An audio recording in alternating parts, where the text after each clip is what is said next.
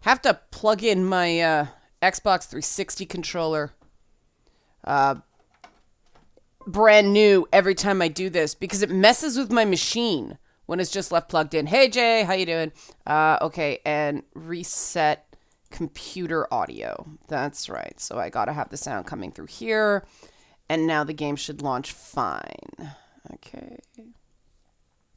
Here we go. Hey, like Chaos. Hey, Per.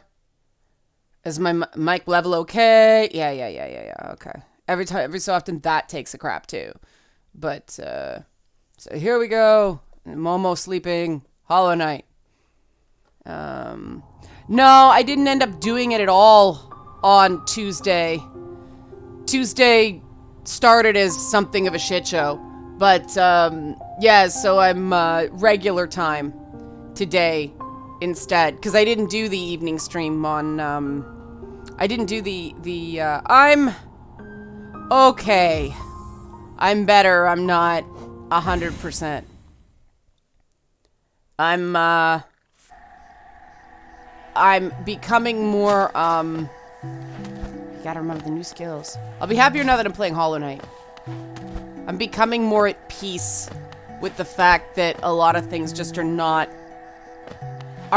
what I'd want them to be with my birthday this year.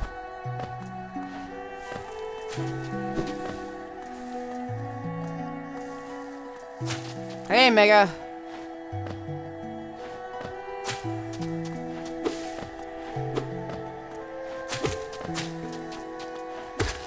And I'm almost finished that boss fight costume of Doom. I do my best not to talk about personal things. Gamergate taught me that. Because anything you put online about yourself can be weaponized. And that's a shitty thing. But hey, Stuart. But it's a reality, and, you know, if you ignore that reality and somebody uses it against you, yeah, it's poor form. But, yeah, I saw you went on a binge like Chaos. That was cool. Slowly more patrons are actually watching the videos, which makes me happy. I think it's because now it's more like, oh no, this guy. Shit. I'm not warmed up. Maybe that's a good thing. Oh, I hate this bitty thing. Oh, I wonder if that's an opening. No, it's not. Oh, well. We hit each other there.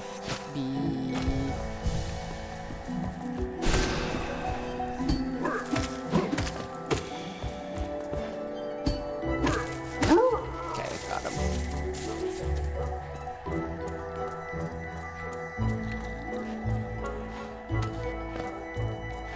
Yeah, I mean, it's cool. They're optional.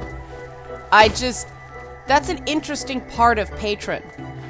They tell you have to do all these incentives. But the truth is, at least I've found, most people, they don't need incentives. They just want to support your work so it can be free for everybody. No, internet silliness I'm fine with. Internet silliness is not personal. And there's always internet silliness.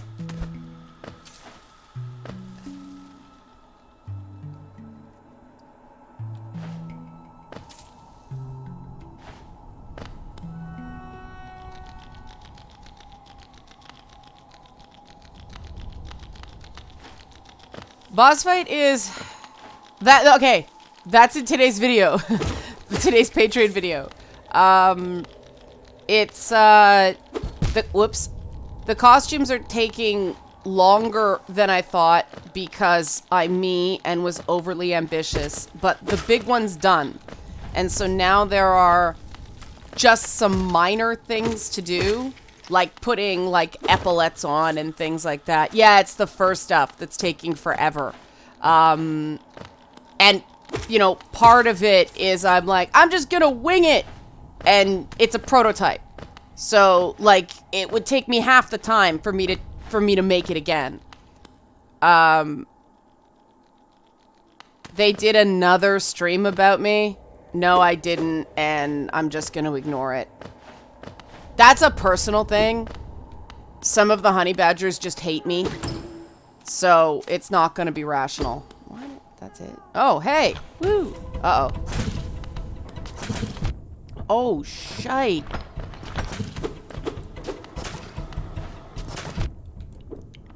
This is bad.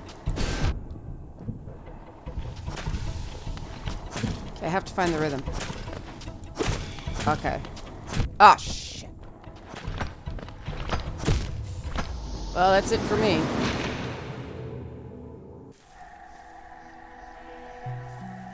I can't sell meeps. I don't own the copyright for meeps.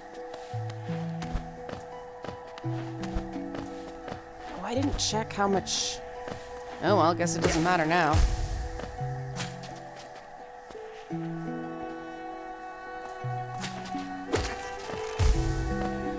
Yeah, it moves.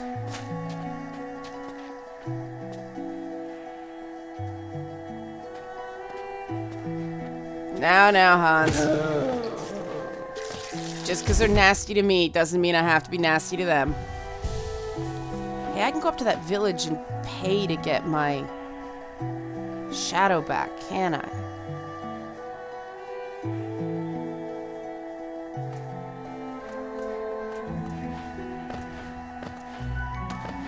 Nah, I don't believe in stooping to people's level, because when you do that, they win. I get the sense that when they go at me, their traffic or their funding or something goes up, because they actually come at me for things that we're like majority agreement on, which is why it's so ridiculous.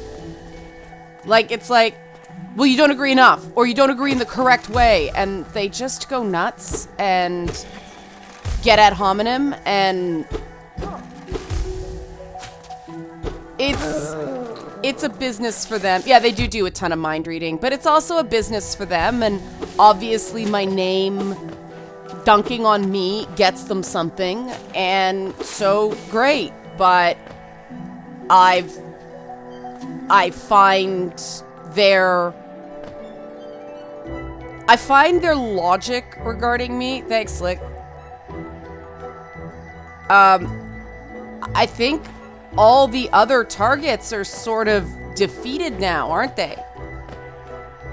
Well, that's the thing, Enrudy. Like, the things, especially Karen Strawn has gone after me on, like, they're actually not points of disagreement. It's like she just, I don't know, there's some personal threat she feels where I'm involved. It's not rational, and I did try to talk to them behind the scenes, and, you know, I said I will be happy to come on your show and we can have a debate as long as Karen apologizes for being over the line, for going over the line and going personal.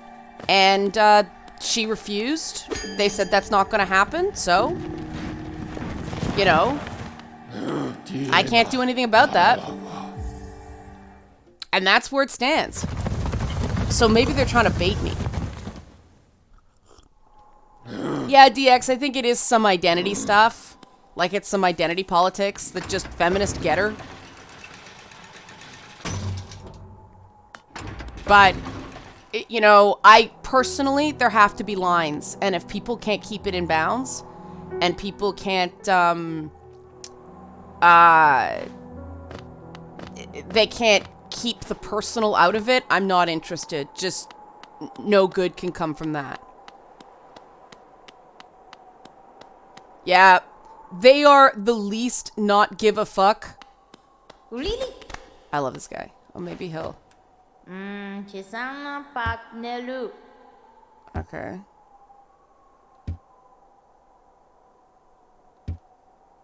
Oh, that's food. Oh, I need a rancid egg. Okay. Oh, starring. Oh, I forgot to clean. I forgot to. Yay! Okay, so that does work. What? Oh shit! I forgot you have to fight this guy. Okay, there we go. Really?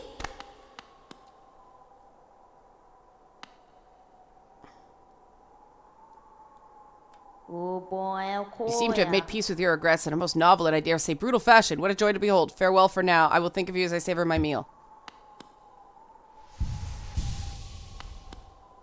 Cloudcraft, I played for like an hour to grind some of the geos to get a few things in the store. What did I get? I got, whoops. Bless you, Momo. I got,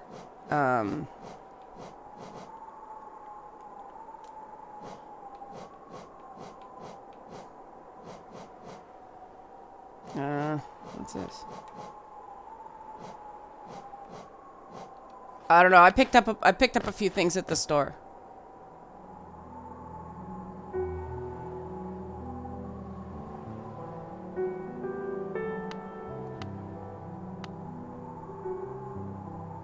Don't grind? Okay. I was also just practicing.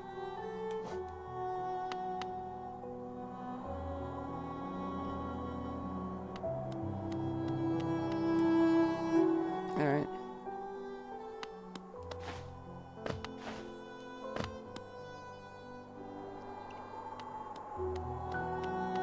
Oh, so that's what they're threatened by. The Johnny Depp thing. Alright.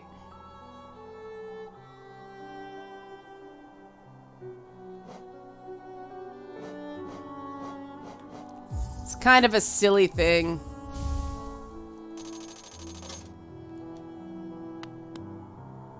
I also explored a few places in Greenpath, like that. Well, because, like, Chaos... And I mean, from the beginning, like, I posted stuff from back in the day. Where I said, I am skeptical about this Amber Heard thing. And, of course, some people who use... Gotta be careful with what I say here. People who use,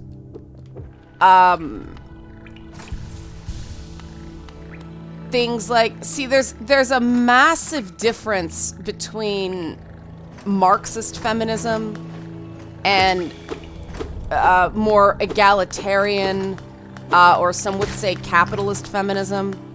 And so, you know, I've taken shit from both sides on the Depp thing, but I mean, it's my opinion that intimate partner violence should not be seen as a women's issue at all. I think that's part of the reason it hasn't been taken more seriously. I think it hurts everybody that it's a gendered issue. I think it should just be... People shouldn't harm their loved ones no matter what gender they are, period, end of story. And people start going, but statistics. Yes, that's nice. But this is about how we perceive the issue. We can't even get to, you know, action plans until we make sure we're conceptualizing things correctly.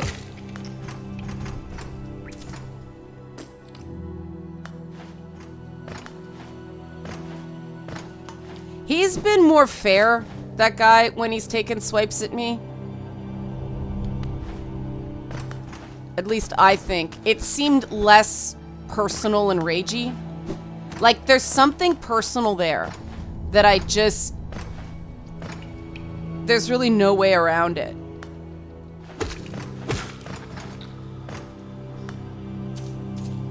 Yeah, that's what I was trying to do. I was trying to double back to Greenpath to, Hello? I'm almost sleeping. That wasn't him. That must be Zelda.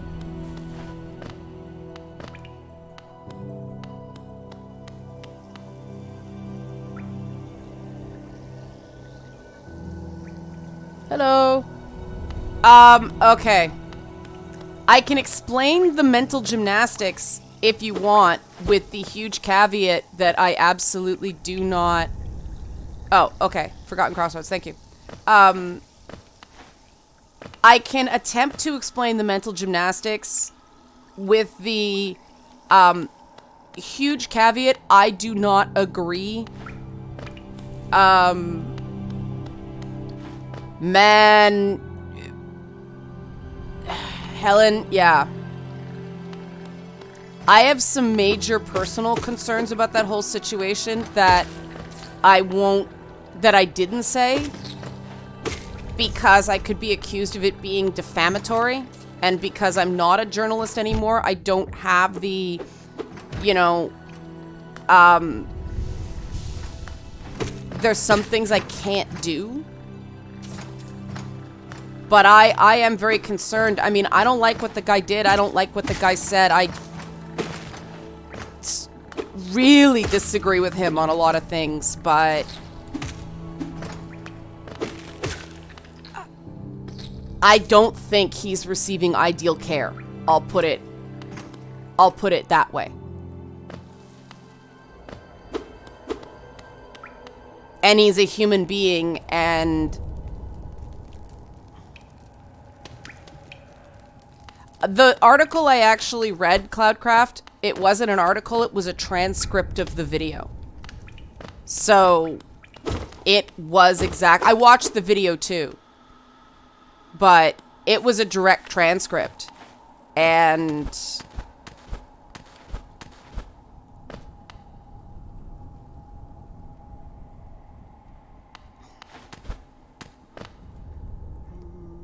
like, the reason people are hesitant to do that detox treatment here is there's a very... Oron, I think that's true. And there's a very high rate of death from coma detoxes. And when you add...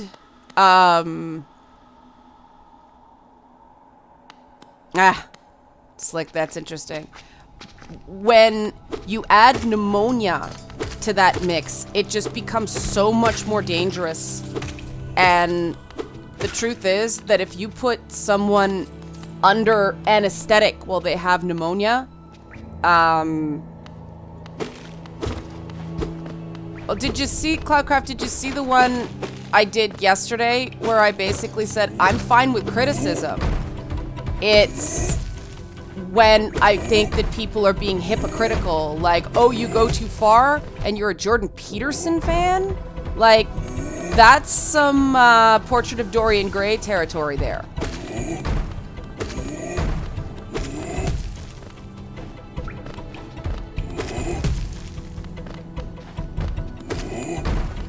Like, you guys know I never am okay with it's okay when we do it. There are certain... I agree with you, Cloudcraft. You know what? Some people aren't.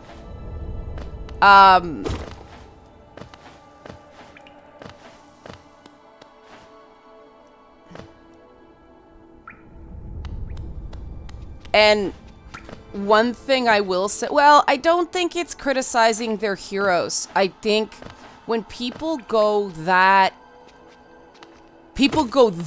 emotional, it's no longer... Oh, I can't get through there. Not very far, Brent. When people get that emotional and go that crazy, it's not about their hero. It's about their own personal identity and how that person intersects with their own personal identity. And people do tend to... I talk about this a lot. Yeah, people do tend to react very strongly when they feel like their identity is being threatened.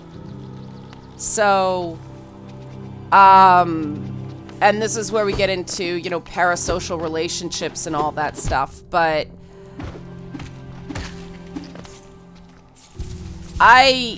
yeah, they see it as a personal attack.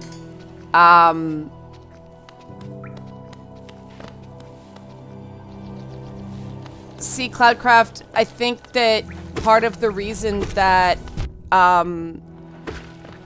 his earlier stuff, and when he talks about like Greek myth archetypes and stuff like that, I get why people would enjoy his lectures. He's very passionate about it. He clearly loves the subject.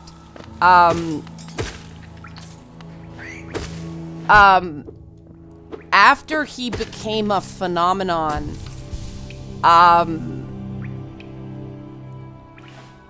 things got very strange, and deteriorating mental health might have something to do with that.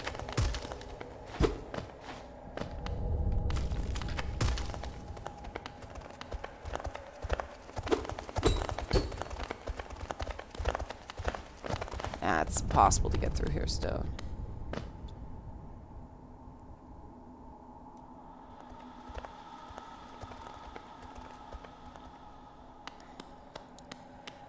The short answer, Catboy, is that because Russian doctors, if you pay them enough money, they will do anything they want.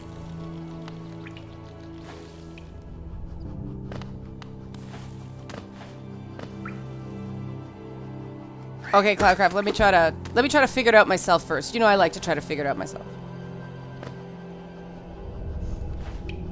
See, yeah, Helen, it's weird though, because even then I had issues with the fact that he loves myths, but then he says anthropology is garbage.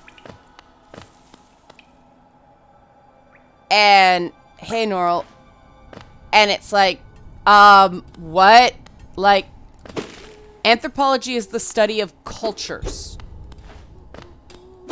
Yeah, exactly, Ne Morales. And when people are underpaid, the system is prone to corruption. And just the supplies in the hospitals are, anthropology is the study of culture. Now, things like archaeology are subsets of anthropology. But the whole thing about anthropology is unlike sociology, where it's like, exactly, Stuart. Unlike sociology, where sociologists are allowed to go, here's what Doctor Who says about British masculinity, or something like that. And in anthropology, you're not allowed to do that, because that is one cultural output that cannot speak for the whole. And in anthropology, you'd have to be, here are some cultural elements for about British culture that inform Doctor Who, but you can't because of a culturally relativistic approach.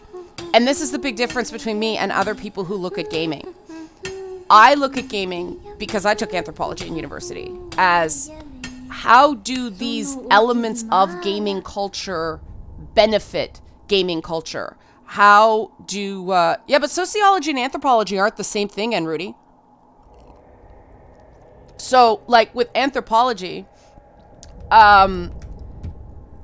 like a sociologist looks at gaming culture and goes, here's what I think, and it's all this, this, and this, and this. Whereas an anthropologist looks at gaming culture and goes, okay, here's how various practices in gaming culture increase, for instance, in-group social cohesion, right? And that's part of the reason that my approach, my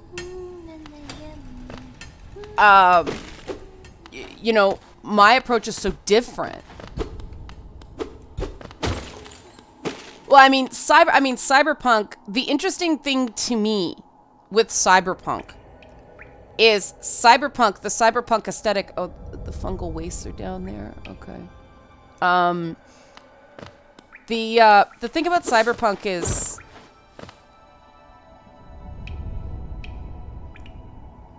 is that cyberpunk has a lot of transhumanism in the aesthetic. And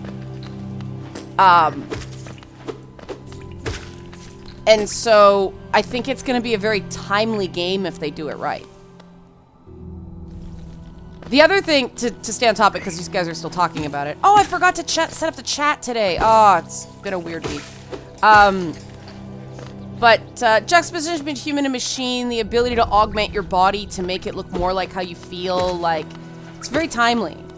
The other thing that, oh, Altered Carbon's doing a new season? Bring on the peen. But the other thing I find so odd about Jordan Peterson is psychology is not exactly considered a hard science. It is still a soft science, and it has really serious replication problems. Now, people like Chris Ferguson over at Stetson, they are working very, very hard to clean that up, to put more statistical rigor into psychological studies and psychological research, and that's very important. Exactly, Ney Morales. So I think it's interesting that Peterson is throwing stones at other methodologies that have, when his area of expertise is fairly roundly mocked as well and has something of a replication crisis. And one could argue that he himself, his work is not, like his lectures, are not really on psychology. They're more sociology lectures when he goes on about myths and what they mean and all that stuff.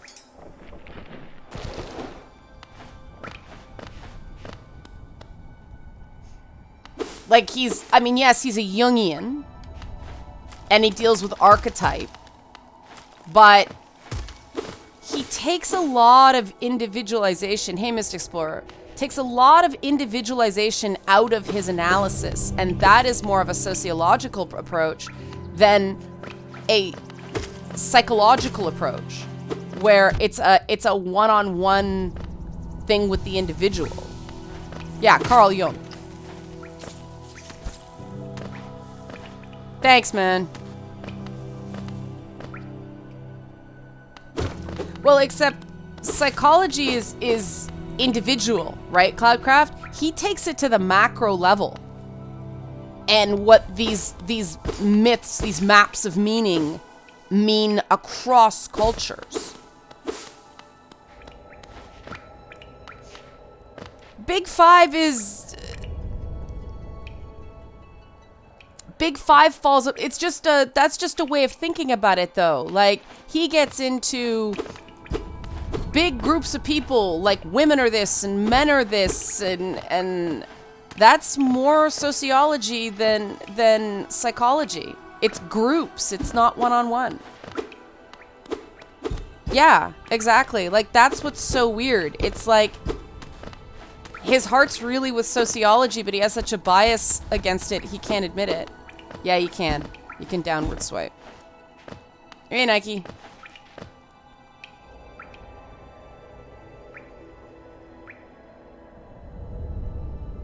Yeah, Stuart, that's not true. Like, that's what I refer to when I say he doesn't factor in, well, I mean, chaos is male in Norse, or at least it's gender bending. Okay, Cloudcraft, where am I going? I'm missing something, because that's darkness. I don't know why I can't get there. Maybe I should work harder at getting there. Okay. Oh, down. Okay. Yeah, chaos is male in... Well... Far right bench. Oh, okay. It's covering it up. Okay. Thank you. And, I mean, the thing is, what's funny is that as a Jungian, there's this thing called anima and animus and all that stuff. And it's about bringing the male and the female within everyone into balance. And it's weird that he fights that so hard that everybody has masculine and feminine aspects. Which I thought was kind of ahead of its time for Jung.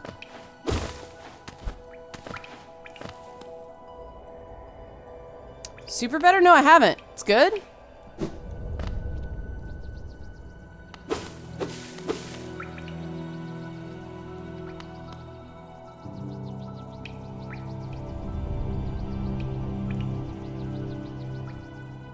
Thanks, Mystic Explorer.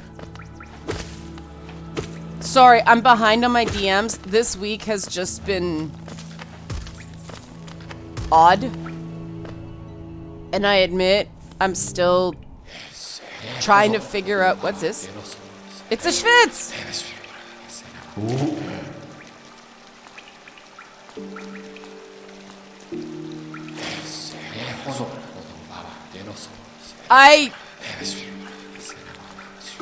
I admit that I enjoyed Hamilton as a whole. There were parts of it I was like, huh?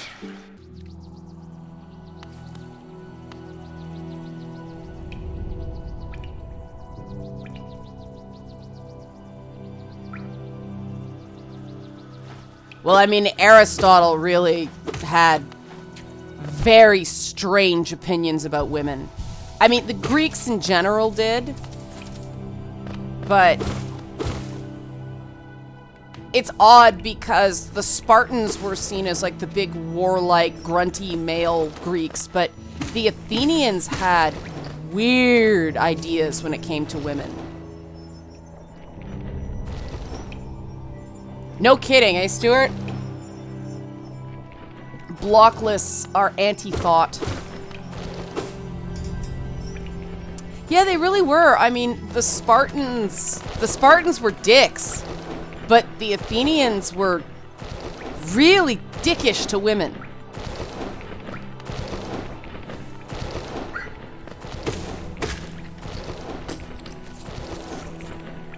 Yeah, and the thing is, though, that Spartan women spoke their mind. I mean, they were hardly the height of culture in the Greek world. Some examples of what? But, you know, Spartan women spoke their mind because strong women gave birth to strong children, and perhaps that's not the best reason to appreciate a strong woman, but,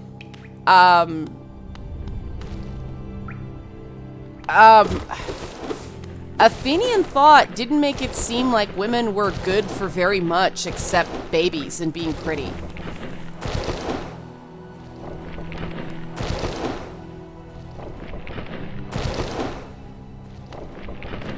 No worries, giant enemy.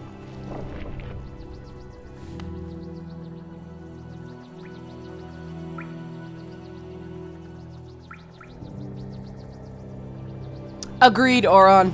Agreed. I think we've talked about this before, haven't we? That it's very much what Jonathan Haidt talks about in The Righteous Mind. The odd thing about Peterson is he's a very emotional thinker. I believe X is true. Therefore, I will find reasons to, instead of test that X is true, prove that X is true. And that's what I think is so funny, that with all the personal accountability stuff, he's actually a very emotionally driven thinker. Hey, Shadow. And there's nothing wrong with being an emotionally driven thinker as long as you're self-aware about it.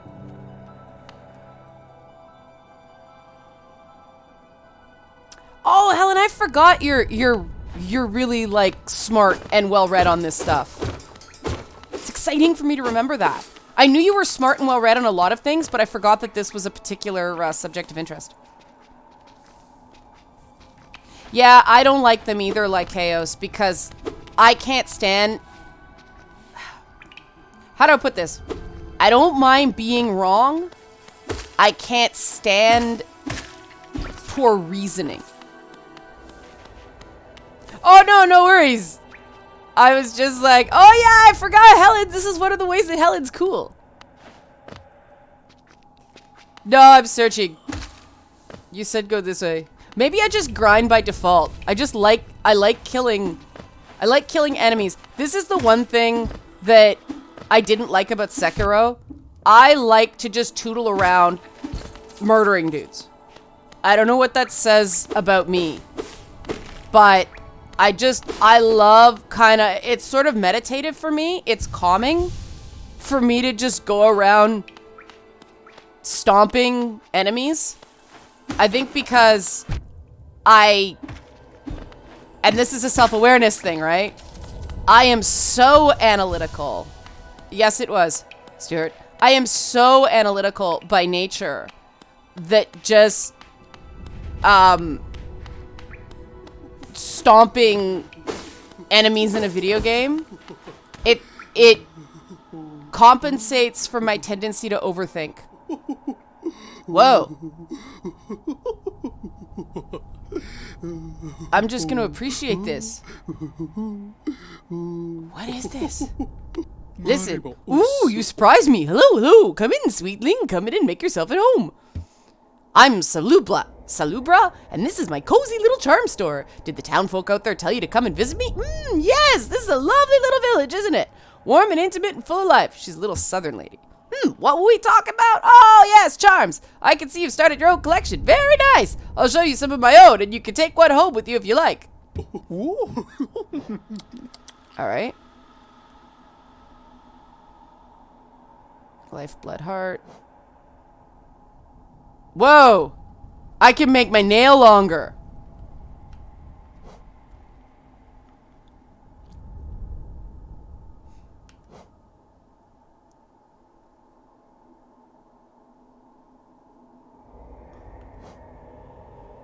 Whoa.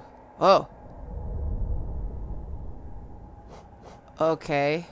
I'm gonna take the nail longer, and then I'm gonna grind, and then come back and get the extra charm slot, because not terribly surprised, giant enemy. That was always it felt iffy to me.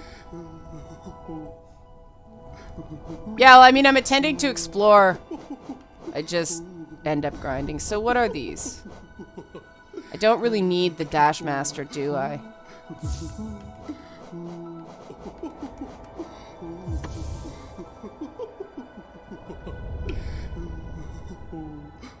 Have I visited Grub Dad? I'm not sure. I haven't rescued many grubs yet, though, since then. It's worth a try, I guess. Okay. So now I got a nail extension. That's actually... It's like I answered a spam email.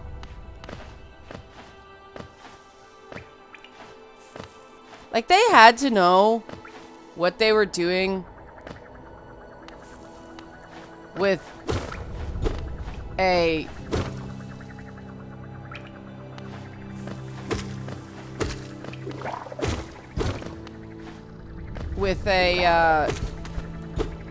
character whose weapons were a nail and white goo. Oh, okay. That's good to know. Because I kind of do avoid using the magic because of healing. Whoa! Sorry, little guys. I killed your mama.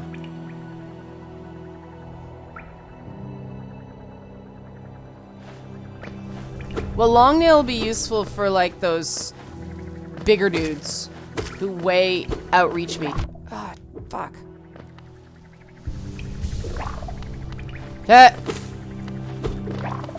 My nails are weirdly shaped, Eileen. That's why, like, I love looking at your nail art, because I mangled my hand so much as a kid that every single one of my nails is a different shape.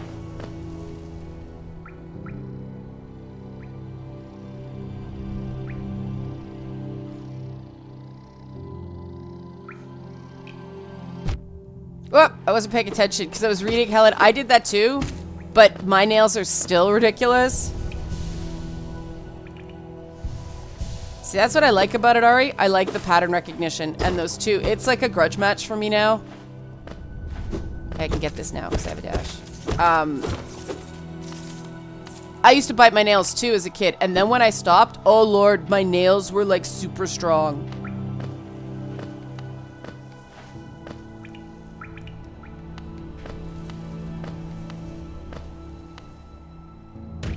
Yeah, but it's easier with the dash.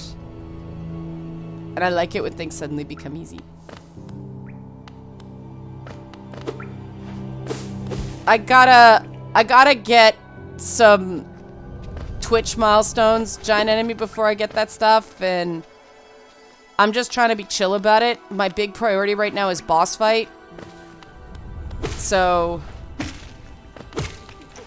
and next week is gonna be script polish, and then I'm gonna start shooting. I have to finish one more costume, and do like little touch-ups on others, but the fursuit is done, and that was the big one. I mean, the costume's hilarious, right? It's gonna be really funny, but it took a lot longer than I thought it would. It's a good thing I'm shooting this in the winter though. Like, whoa. Because, man, it's very warm. My husband's doing cameras for some of it. But the way boss fight is working is, oh, come on. What? What happened? What did that mean? What did I just do?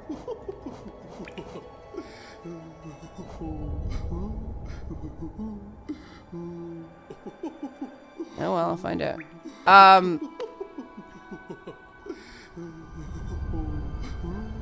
But I did have enough slots. I had... There's this one.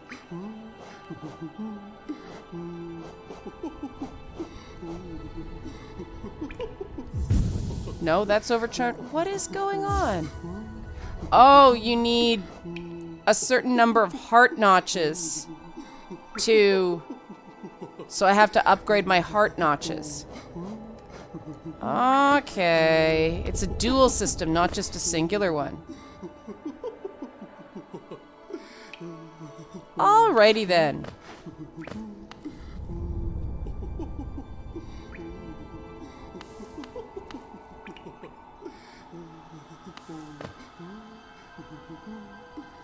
Okay.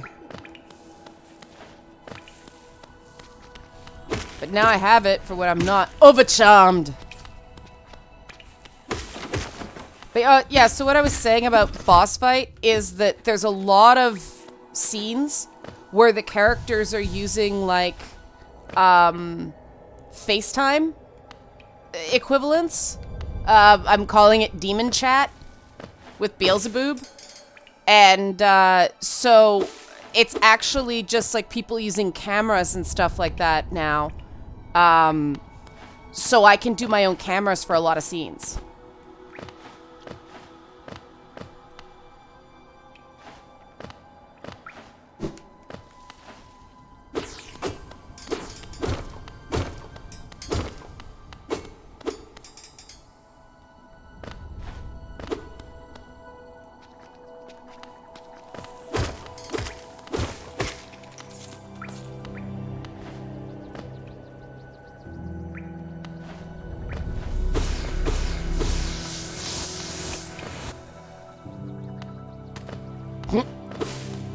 Now, Beelzebub, more about Beelzebub's past will be revealed.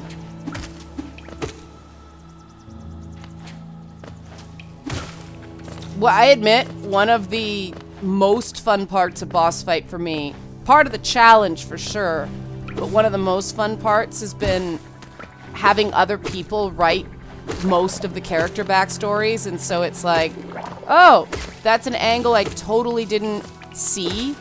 I'm gonna go with it, Because, you know, that's the TV writer in me.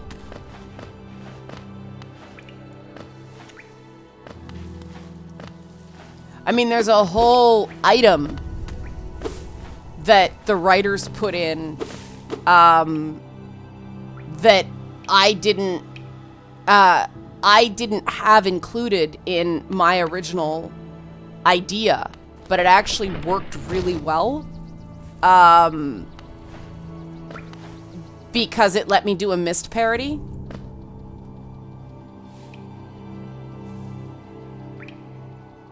See, Kitana, the princess archetype in Mortal Kombat, I should say I don't like the Western princess archetype. The princess archetype in Japan is very, very different.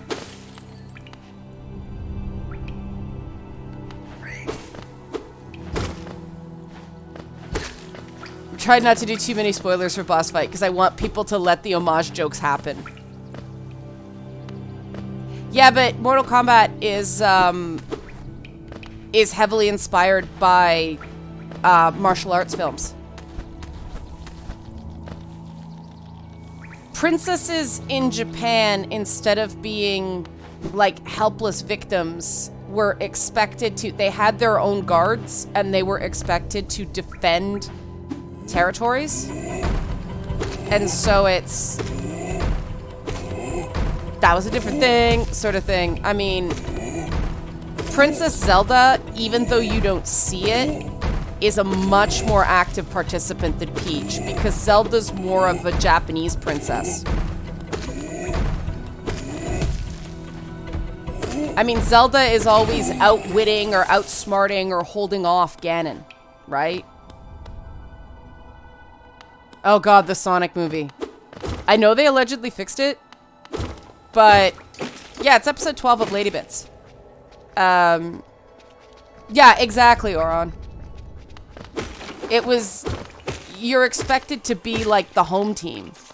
And if you lose, you're expected to basically commit suicide with your legs tied together so you're not found in a compromising position.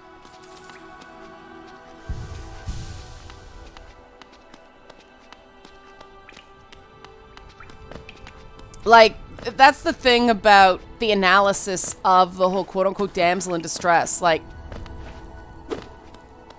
some characters got lumped into... Oh yeah, I keep forgetting about this. Some characters got lumped into the whole damsel in distress thing that weren't damsels in distress. Princess Zelda is not a damsel in distress. In the first game, one could almost say, well, the whole idea of The Legend of Zelda is balance of power, right? Cloudcraft, I really don't. I guess I'll go back and try to fight those dudes now that my nail is longer. Though it's not the size that counts, it's how you use it.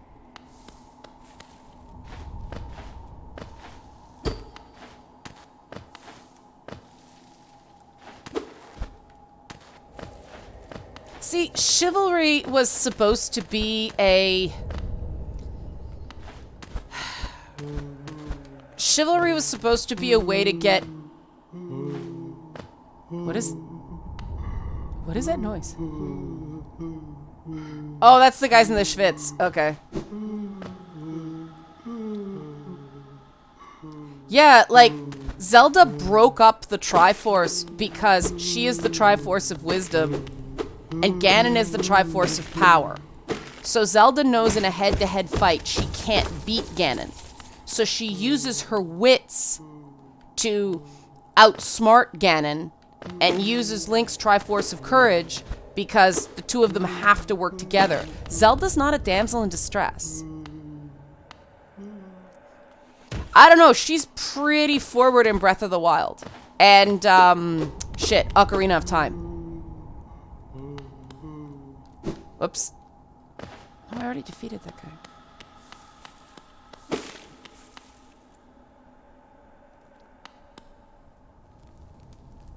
Yeah, well, Zelda's more than Link's mission control, though, because, I mean, like, look at Sheik, right? Like, she saves him 6 ways from Sunday. I totally disagree with the Samus in a bikini is objectifying argument, because I lived that reveal. I'm going the wrong way. Oh, thanks, Cordotas. I lived that Metroid reveal. Like, I experienced that in real time. And it was mind-blowing. I'm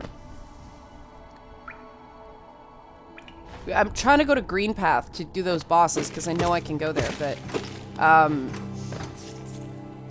like... And I remember the experience of when... like, of course, me, I'm like, oh, cool, ginger kid. I didn't actually notice that... I didn't actually think Metroid was a girl the first time I played it, because I only got Samus with her helmet off. And, you know, where I went to school, there were a lot of kids with, like fros and, like, natural hair. And so I was like, oh, cool, fro, you know? And then, you know, I played it, and, you know, people were saying, oh, no, play it faster. Beat it in this amount of time. Beat it in this amount of time. And I was like, what? And you always knew the kid that, had speedrun the game. Because it was total, I got a secret face. And, like, that was so, to me, the Bikini Samus was, basically, I am upset about that if they're getting rid of multiple endings, Crab. But, to me, Samus in the bikini, and you gotta take it from the imagery of the time, right? What a woman in a bodysuit and a woman in bikini meant at the time. It didn't mean the same thing it does now. And so at the time, it was in your face, mofos. It wasn't, oh, we're gonna now sexually objectify our heroine. It was, you thought she was a dude. Guess you feel pretty stupid right now.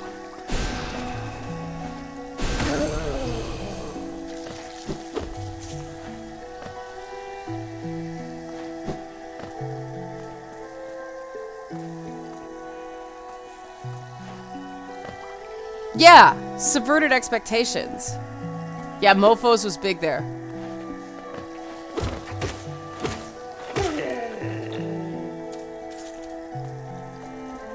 And so it's like, what's happened? And this is sociology versus anthropology again, right? Whoops. Happy lunching, Eileen. But, like, instead of, like, the anthropological approach to Samus is what was happening culturally that caused this to happen. The sociological approach is what does it mean? Because the whole idea of anthropology is you're supposed to observe the culture without judging the culture as you go. And only after you go back and crunch the data and understand something culturally from the inside can you make an assessment of whether, you know, there are reasons a culture would do this, or, you know, whether it's actually causing harm to a culture. And you have to be, you're constantly challenged in anthropology of whether something you're studying is actually bad or if it's just different. Well, I mean, let's face it too. Samus is also cleaning up the messes of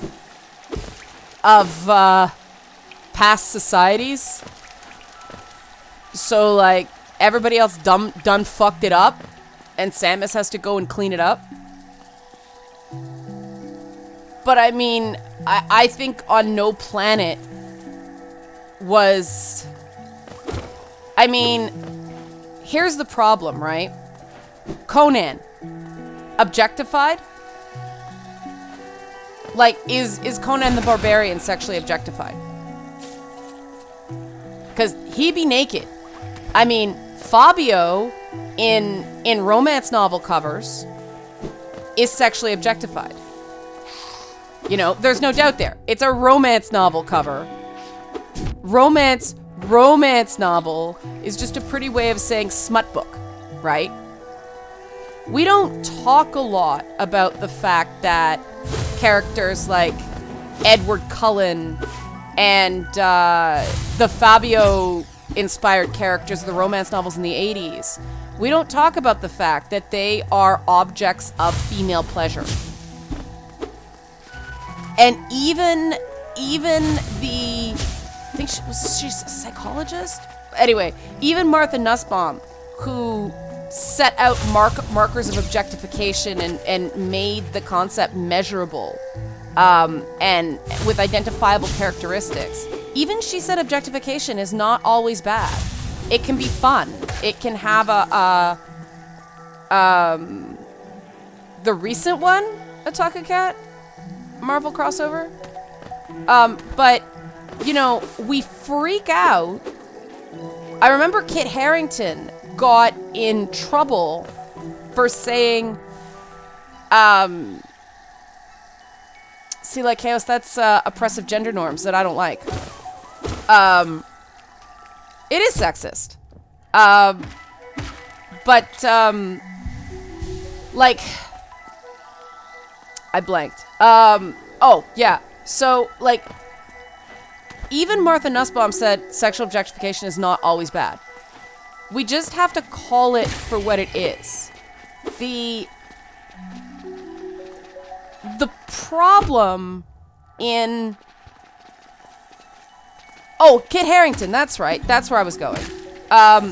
He got in real trouble for saying he felt sexually objectified in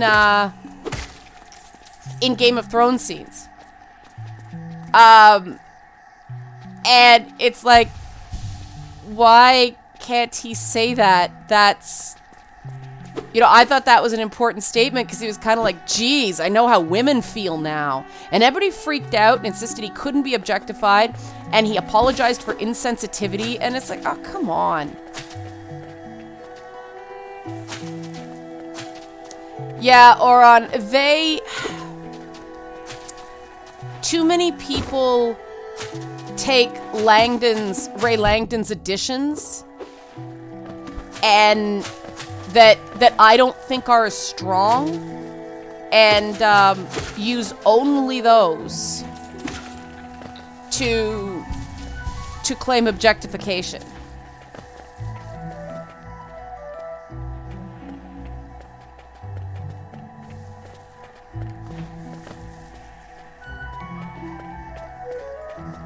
Well, no, they use reduction to body, silencing. They use any sexual character and just say any character who looks sexy and say it's reduction to body. They misapply reduction to body. And even though they speak, they walk and talk, they have desires, they're not reduced to their body. It's, quite frankly, it is actually a form of patriarchal enforcement masquerading as feminism because they're punishing women for being overtly sexual, which is patriarchal modesty norms. Like, that's not... They're conflating the second wave... I am choosing to dress a certain way because beauty should be done by choice for us, not to please men. They have gone past that to all beauty is bad. Oh, really? That's interesting, Oron. So they just don't know what they're talking about. They just, anything that makes them feel bad about themselves, they scream objectification. Well, vampires were... Because of when Dracula was written, they were using blood metaphors to talk about sex, right? Like, let's face it, you're right. It's not even subtle.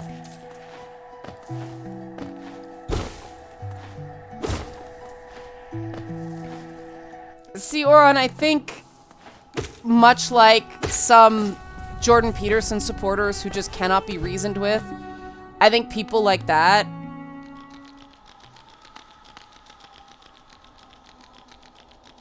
yeah, well said, Cloudcraft. I mean,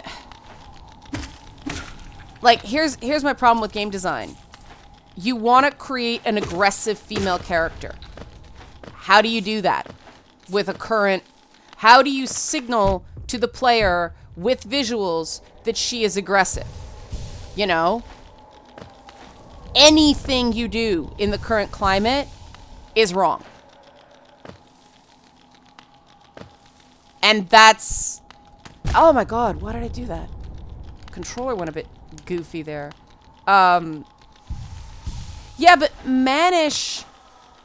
Does mannish indicate aggression? Like, if the character looks as mannish as possible, someone immediately looking at the character doesn't know she's female. It's the Samus thing, right? So if you want to create a character that is aggressive but feminine, that you validate that she is female, she's not forced into, because, like, if you're just making her an honorary guy, again, though, that's masculinizing the character. There's gotta be... screw you, Spike. There's gotta be a way... Like, look at Hornet in this game. She has feminine gender signifiers. You wouldn't know she's female if she didn't have feminine gender signifiers. But... they who will not be named right now have made feminine gender signifiers a bad thing instead of being what they are, which is a celebration of the feminine.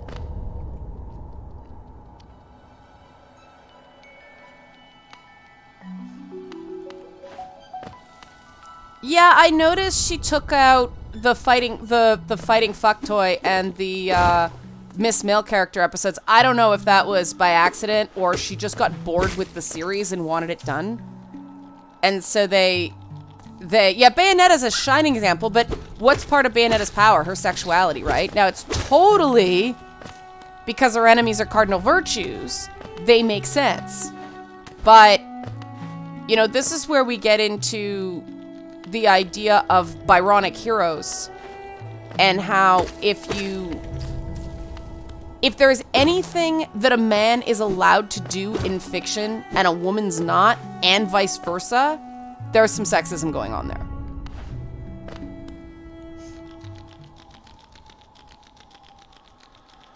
This is where I died, right?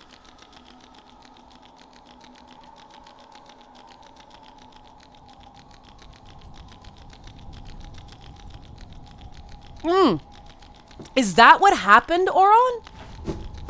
The game was probably way too hard for her. She actually didn't play Bayonetta.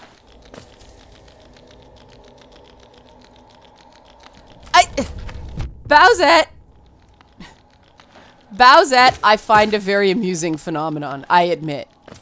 Because I'd just done a female Bowser with Lady Bits, and then the Bowsette thing happened, and it was just a complete accident.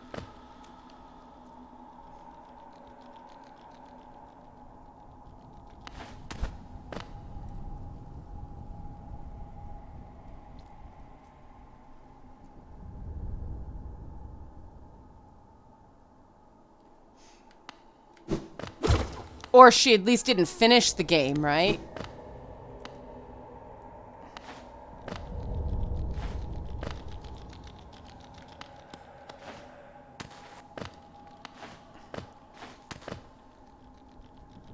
Really, Oron? That's interesting. Oh yeah, this is a jump down the hole.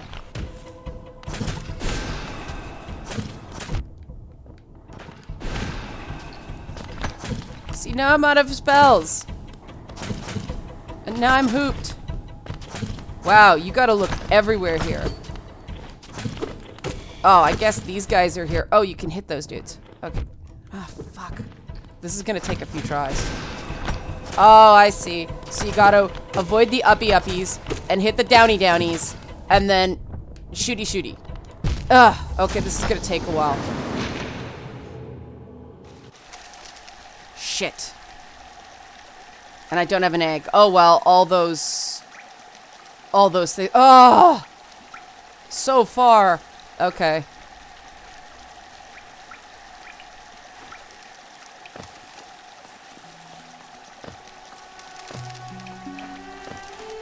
This is hard. Okay.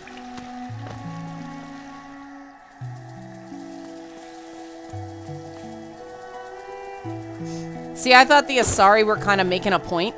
Like, the Asari are an example of a race that assumed a gender for interactions with human beings. I am off today. This is going to be a tough boss fight because I just...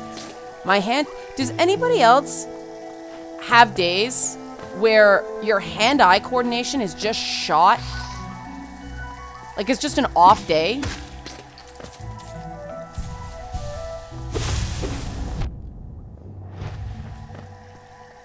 Okay. That's a good tip. I'll try that.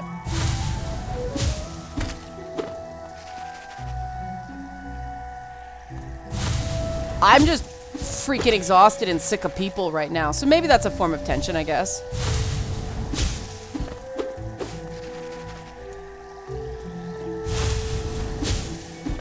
Like, I'm in a big state of, like... Why you gotta be that way? Hey, can I go and buy another one of those smelly eggs, or are they limited?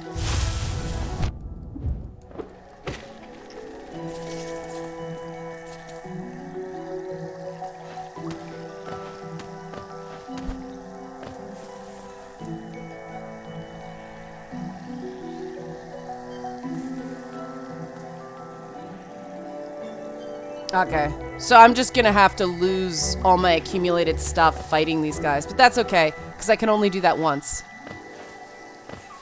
And then I can keep going back and do it till I get it. I'm getting more of an idea now.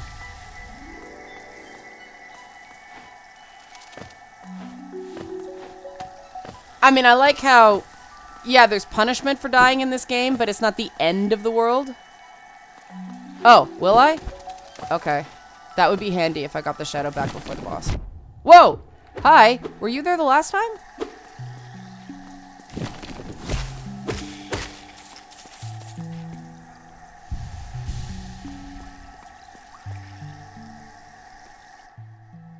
I'm reading your comment, KLRG.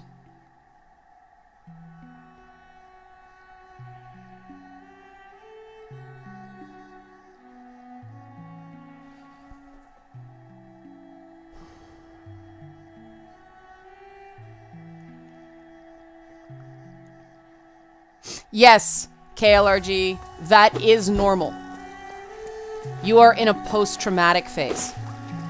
Because it sounds like you were in a period of really legitimate, difficult life issues for a while there. And so what your body is doing right now is exhaling. And there will be a period of some dysregulation as your basically your adrenaline and your cortisol and all that stuff reset its baseline. Your system's recalibrating. So just be patient and compassionate with yourself, and it does become easier to handle when you recognize that this is the feeling of your brain and soul healing, if that makes any sense.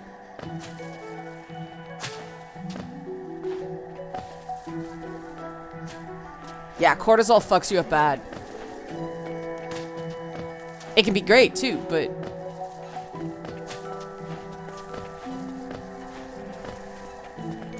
I mean, that's the shitty thing about mental health. Getting better feels bleh. Okay, good. I'm glad I can have it make sense. Like, that recalibration feeling is... Like... Because it's like your body going, I'm not panicking now. Why am I not panicking now? Should I be panicking that I'm not panicking? And it's all on a physiological level. It's not a psychological thing. It's a physiological thing. And one of the things that really helps is cardiovascular exercise or stretching. Stretching helps get a lot of that shit physiologically out. Like yoga type stuff, or even like full body stretching where you just kind of like put your arms over your head and stretch all the way to the side, and then stretch all the way to the other side, and like maybe go around in a circle while you breathe. That can help. Body trauma is a weird fucking thing. Like before I got PTSD therapy, I used to get anxious. I used to be able to tell time by feelings of dread.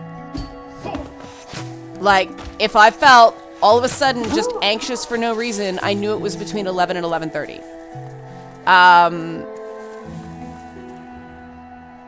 Well, the thing about depression, like chaos too, is there's this membrane of anger. You feel angry coming out of depression, and you feel angry when you're sliding into depression, and society punishes anger badly. We live in an age where anger is not treated as a valid, acceptable emotion. And so people actually get pushed back down into more unhealthy states because people punish the natural kind of event horizons coming in and out of depression.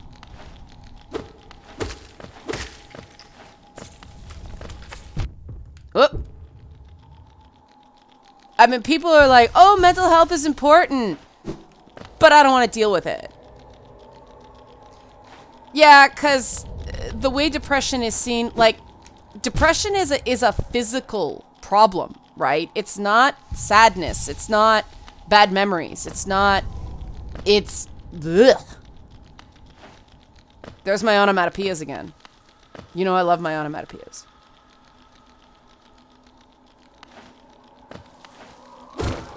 But it's the only way. Oh, there's my little shadow. Where is shadow?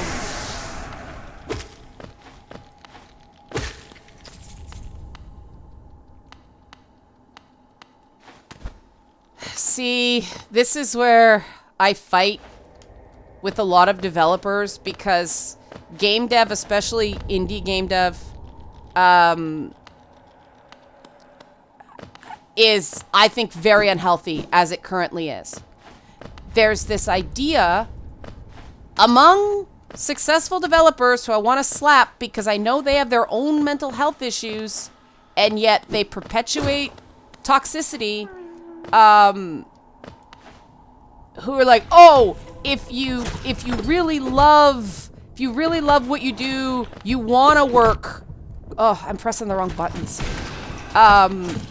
You want to work crazy hours, and you want to do all this unhealthy. I'm not. Yeah, I am. Okay. You want to do all this unhealthy stuff, and okay, yes, that's true. Creatives do not have the healthiest work-life balances. However, that's why you should have a producer going, go home. Oh wow, Helen, that's profound. That's how, maybe I need to do stuff about how anger is demonized as a culture.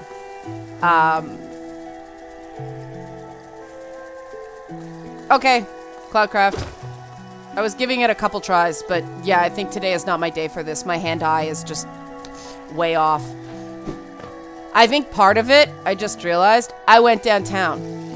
And downtown is full of weed smoke. Like, you can't even walk down the street without smelling weed. And I'm allergic, so like, this is why I feel so strongly about autoimmune causes this, and this. My hands are, I'll show you guys one of the things that happens to me when I get exposed to the ganja.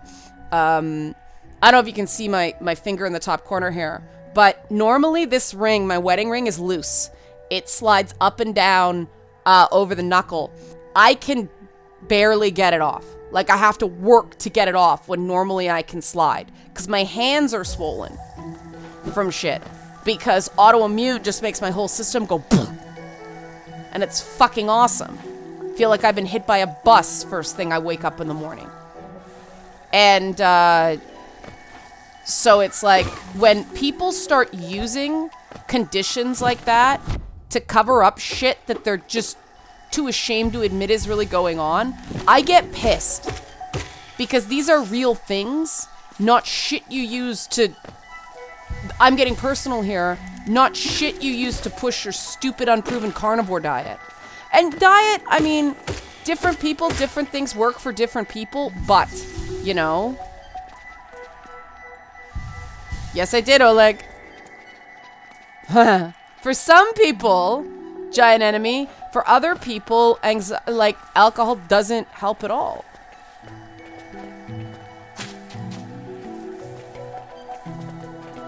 Well, okay. Let's talk about that whole curing from PTSD. Oh, the diet thing. No, you can't cure PTSD with diet. You can't. Diets help manage secondary symptoms, but you can't regulate trauma responses with food. That's just irresponsible to say so.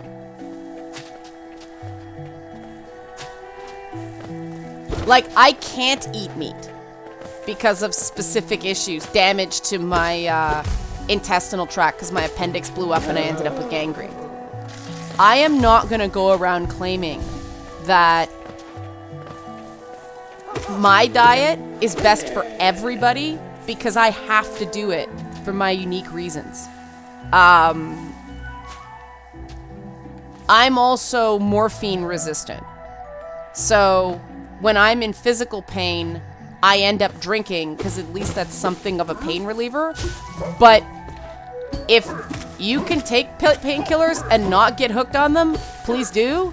I'm drug resistant to most antidepressants too. I'm not going to say antidepressants don't work for everyone, right? That's irresponsible. Just because something doesn't help me doesn't mean it's bad for everyone. And I know that for a lot of people, those drugs are lifelines. So I'm not going to start demonizing stuff like clonazepam just because some people find it harder to get off the drug than others. You know, if you need a drug, because, see, clonazepam has started to be used. That's the drug Jordan Peterson's on. Well, that's true, Helen. Like, the thing a red meat diet does is corrects B12 deficiency. You know what else corrects B12 deficiency? B12 supplements, which I take.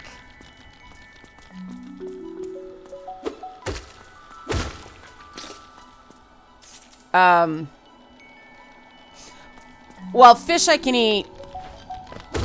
Pork.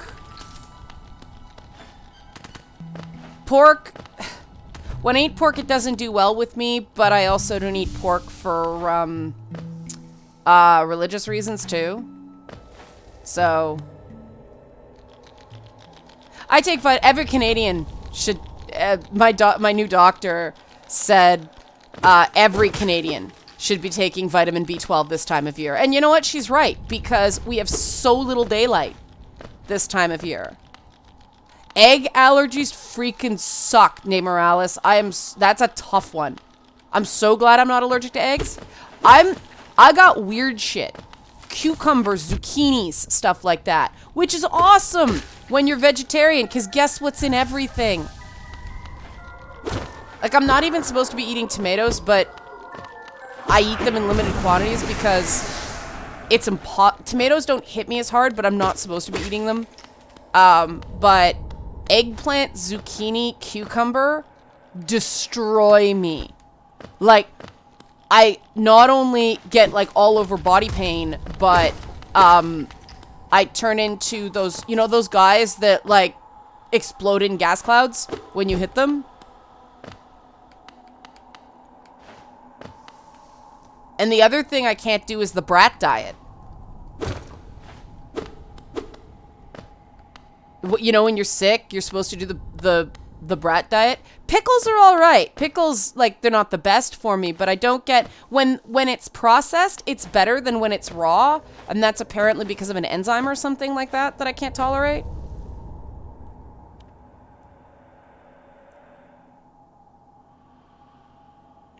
See, Ellen, it sounds like you have a similar physiology to me. A doctor put me on Ativan for sleep once, and it was fucking awful. It just never got out of my system, so I was just tired all day. But I know other people that take them, and they have no problems, and they insist... You know, it's a lifesaver. I know people that smoke pot for anxiety and it works for them. I know other people that smoke pot for anxiety and it makes their anxiety worse. So, biodiversity is real. Oh, man. I don't know what 30H is.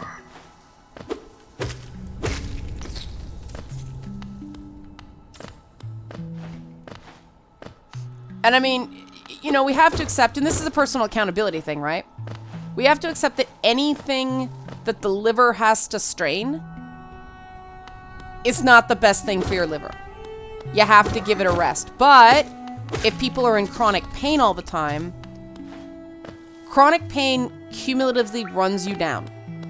So if you have to take painkillers, yes, it's not great for your liver. It's not great for the rest of you if you know, you're constantly in chronic pain. So life is all about a give and take, you know, and you know when something is not good for you, and you know when you're not regulating consumption of something properly. Like, I ate an entire bag of peanut M&Ms in one sitting the other day. I'm not claiming that's good for me. I felt it later. But it was yummy at the time. Am I gonna do it again anytime soon? No! And that's how personal accountability works. I'm not gonna claim that anybody forced me to eat an entire bag of peanut M&Ms. I wanted to eat an entire bag of peanut M&Ms because I was in a pissy mood, and why not? Now, do I do that every day? No!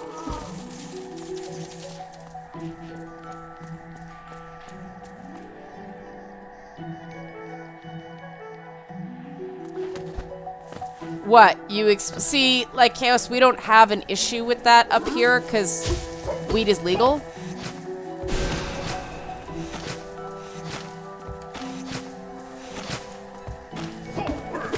So, I'm in a position where I have to explain to somebody why I'm saying, please do not smoke that around me.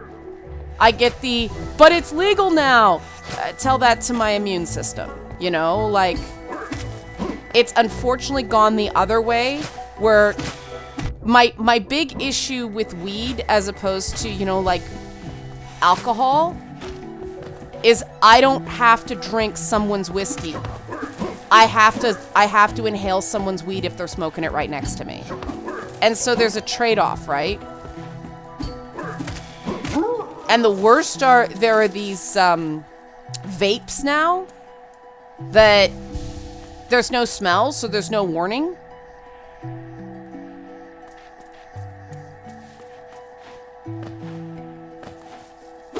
Like, there are people that don't believe you can be allergic to marijuana.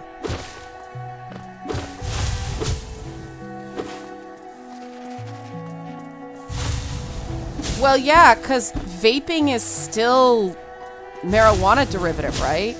Like, I'm also really allergic to grass. Like, regular grass. And I remember when the doctor told me that, I said, okay, I'm officially an alien, because how the fuck is someone allergic to grass? Grass is everywhere. Like, how would I have survived in, like, you know, Paleolithic times? But I know, I'm just joking. It's like, how the fuck does someone become allergic to grass? I was so pissed to find that out. The thing is, I like the outdoors, but I have to, you know, pump myself full of Claritin And like, see that? That's me after cucumbers. Like, I have to be in advance prepared for it.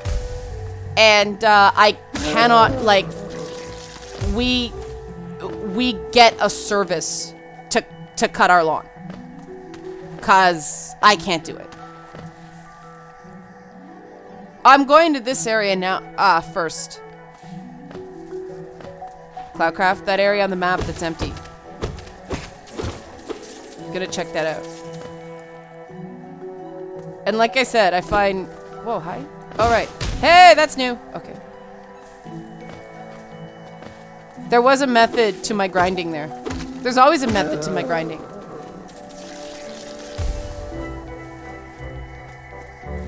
I really enjoyed Arizona. I mean, we were there with the wet season, so the cacti were out and everything like that. But Arizona was beautiful, and we went to the White Stallion Ranch.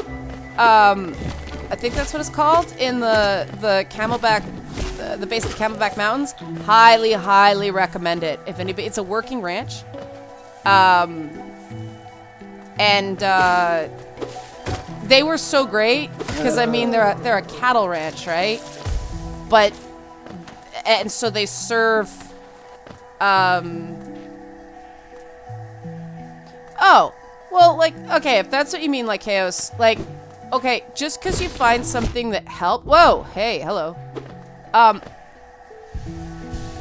It's totally understandable that you found something that helps, but doesn't totally take it away, right?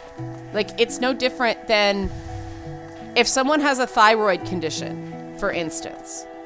The dosing of their medication, they have to take a certain amount for it to work, right? Some people's diabetes is more severe than others. Some people need to take insulin for diabetes. But if you have diabetes, you can't do what I did and eat a whole bag of peanut M&Ms in one sitting.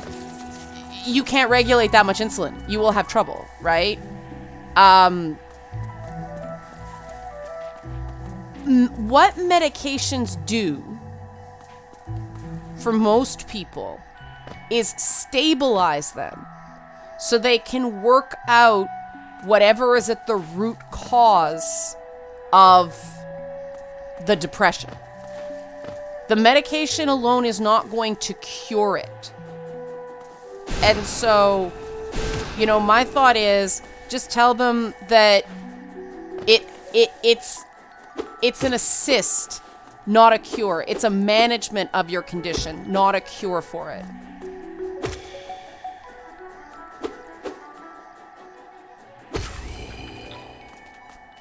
Now, some people just won't.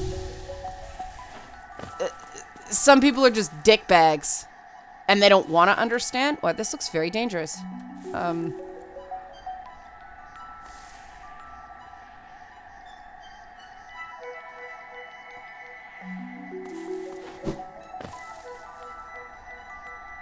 Yeah, I mean, okay. There's nothing here. Sure, okay. I've heard that can happen with ADHD medication, De Morales.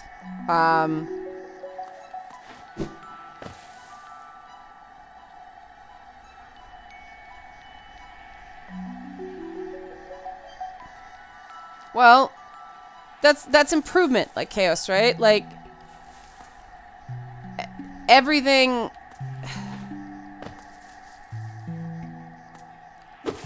is about, I think, unfortunately, and this is going back, from moss and leaf our life is drawn. Well, it grows upon the path, we shall never wilt. Okay. Well, it's Adderall, yeah. It just has a different effect. It has a different effect on people who actually need it for ADHD. But people, this is where I get on a bit of a soapbox and say I don't like the term mental illness. Because if you're, you know,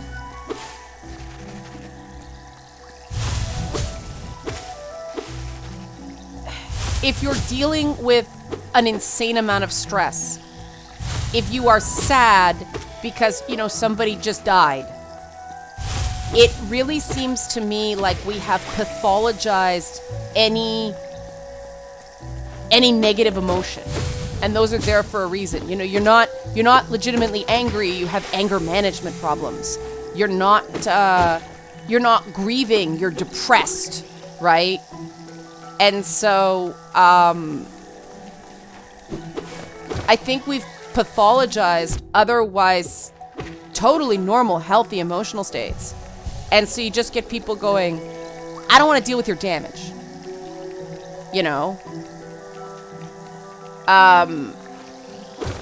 And like, to me, the real one is anger. Because, oh God, I remember a lot of the fights I had in television, like, people were... I had a situation where we had... For those of you who don't know, I used to do a show where we had a hot tub with bikini ladies in it who would... Sometimes things got frisky and they'd flash. They'd lift up their tops. That's legal in Canada. And, we had go-go dancers and we interviewed porn stars. And we did that for the sheer practical reason that porn stars are international, whereas most other celebrities aren't known outside of specific markets. It was a throwback to vaudeville and traveling shows like hoochie coochie shows and stuff like that. It was a comedy show, and we just found the porn stars were more popular guests and, quite frankly, more interesting guests because people are curious about actually, nudity is legal in Canada because of breastfeeding. We just solved the problem by going, you're allowed to be topless in public. You can't perform sex acts in public, but we separate between sex and nudity. But there was a dancer who was, those who stray from the White King's Road shall face the law of okay. There was a dancer. She was a size 16 dress and had boobs out to here and hair out to here. And she was West Indian, and the audience loved her. Just loved her. And I noticed that I kept wanting her out front, like front and center. Because, she was also my makeup artist. We had a thing on the show where if somebody came in as like a dancer and they had other skills, we'd also give them the opportunity to do other skills as a resume item. Like, they got paid for dancing. And they got paid for their work, but it wasn't, you're just a dancer, shut up and dance. It was, we gave people opportunities based on their skills. It doesn't, it didn't matter what they came in, what job they came in to do. If they were awesome at something, we used that. We were a non-union shop. We could. But I kept noticing that, that's cool, giant enemy. We kept noticing that this very popular dancer was getting buried in the back. And I'm like, put her in the front. And they'd go, okay, and then they just didn't do it, which is a typical TV thing. They don't say no, they don't talk about it. They just say, yeah, okay, and then they don't do it, which drives me fucking batshit to begin with, because I find it dishonest. Talk to me, tell me why it's not why it's a problem. Don't just go, yeah, okay, and then hope I'll forget I told you to do it. Pisses me off so hard. But they kept burying her in the back. And I was like, I finally went, all right, this is the 4th time. What's going on? Well, we don't have proper lighting there. And I got really pissed off. And my immediate answer was, hang another fucking light then. Well, that'll cause a delay. I don't fucking care. I was reprimanded for anger. I was told I was unprofessional. And to me, I'm not going to say names because I don't want to embarrass anybody. But to me, the unprofessional behavior was, there's an example of how sheer laziness can cause something that is actually pretty racist. You are discriminating against somebody based on the color of their skin. I'm sure they didn't intend to do that, but that was the outcome. She kept getting shoved in the back because of lighting. But no, the problem was I got angry. You know what? When I just found out that there's racism going on in an environment that I am ultimately responsible for, anger is the correct response to me. To this day, that pisses me off. Like, oh, like, no, I'm sorry. When somebody when people are being that, first of all, the laziness angered me. Like, they did this day after day after day. They could have fixed the lighting between days, so there was no delay day up. They didn't want to do it. And, well, see, for her, you can't just use it's a color temperature issue with lighting, which shouldn't have been a problem because extremely extremely pale people have the same problem with color temperature and lighting as darker skinned people do. So with me in front of the camera, they should have been using different color temperatures anyway. But, you know, the light you use for somebody with darker skin is going to overlight somebody with lighter skin. And so, and I mean, of course, the solution to that is put a fucking dimmer on it, right? It was just lazy. And, like, I don't think any of them, any of them thought what they were doing was racist. But the outcome was the dancer was not getting attention appropriate, like status appropriate for her level of popularity because of the color of her skin. I was furious. And to this day, I do not agree that anger in that situation is inappropriate. Well, okay. The totally honest thing about entertainment, film and TV. Oh, do I dare attempt this? Yeah, I'll give it once.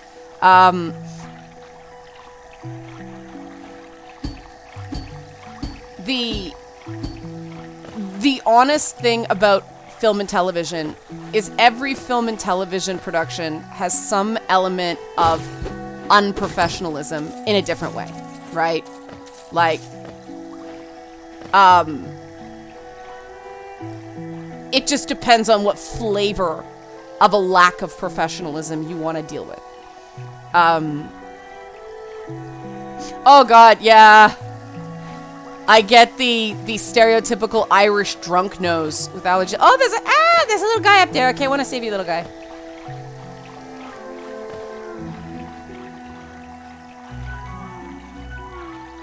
Yeah, see, Slick, that's an irrational. Irish drunk nose. In early Hollywood, they used to indicate the happy Irish drunk character by giving him a really red nose. Because they were trying to shift the stereotype of Irish being mean, angry, scary drunks to being happy drunks.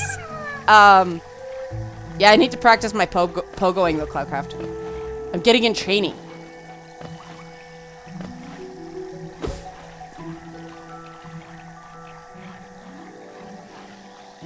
Heh. Where'd you see it, Oleg? In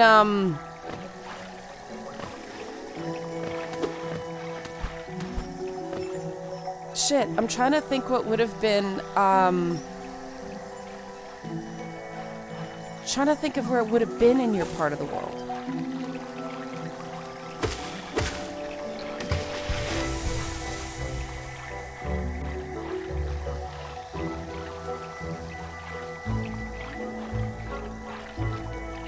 Alcohol doesn't do that much to me, which was a great superpower to have it. What the fuck's going on? Oh, shit. Oh, okay, you were in Toronto at the time. I wondered if you got it off like the Finnish or Portuguese or something, but I'm like, no, you didn't live anywhere there.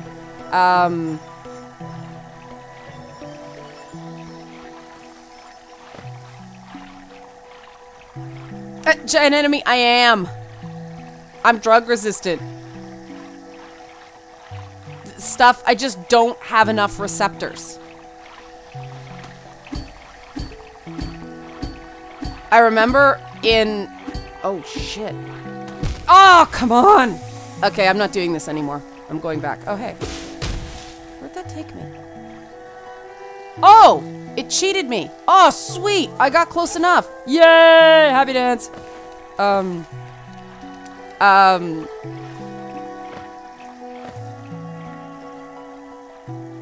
Through once our lands, a pale being lays claim to the caverns ahead. It may appear benevolent, but does not share our dream.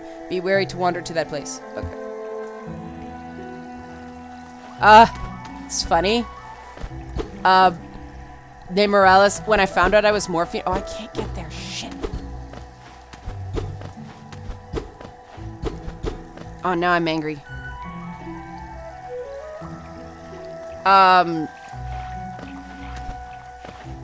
A guy I knew when I found out I was morphine resistant, and I told the story of my knee surgery, and that I woke up, and that, yay, thanks. And that I woke up, and it was like, you know, nothing, and they gave me 3 shots of morphine, and it didn't do anything. The guy said, holy shit, you're Wolverine! And I'm like, alright, that's kind of cool. That's a kind of cool perspective on a shitty situation.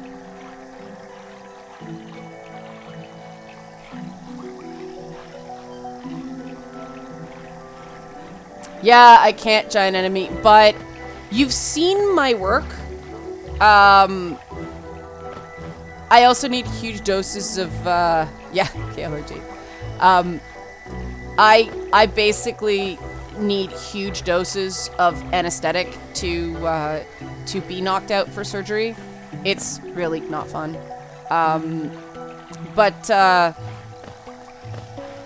Yeah, it's, you guys have seen my work. I really don't need drugs to do weird shit. I used to joke that I don't do drugs because it would probably make me boring. So can I just... Well, at least the map's updated now.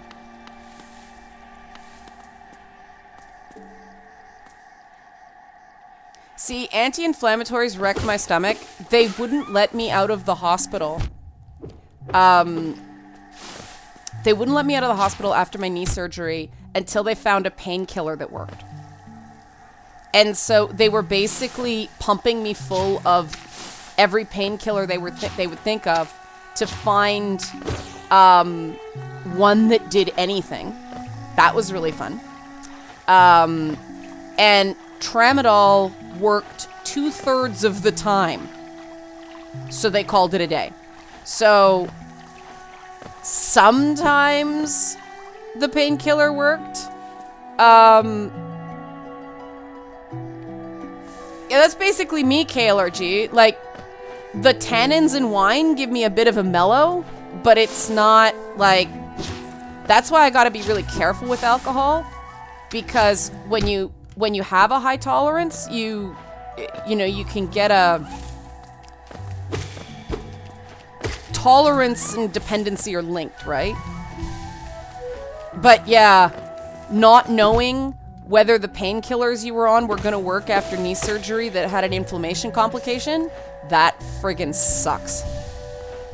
And took longer to come back from it because it just hurt so damn bad that I couldn't do the, oh, see ya, Taku Cat. I couldn't do, like, the physio for weeks afterwards. Everything was just too swollen and gross. But I was on high doses of naproxen for a while, and it tanked my liver. That was really interesting. I turned yellow. I have not interviewed Nickelback personally. We did. Ed did on Much Music. I know people... Oh, Jesus. I know people like to dunk on those guys. But, no lie, they're nice dudes. Like, they're sincerely nice people. Yeah, I was turning Japanese. They are... Oh, no. Ooh. Okay, where's the fucking shadow? This blows.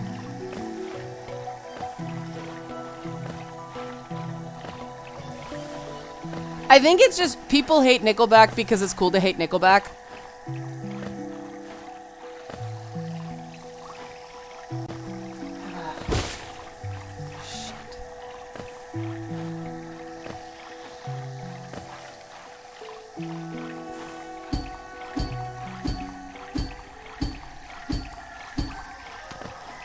Oh, I hear the shadow now.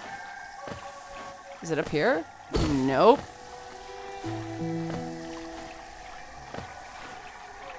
Oh, there you are. Come to me, frenemy. Thank God. Oh, great. And now I only have one to get out of this entire fucking room. Oh, well.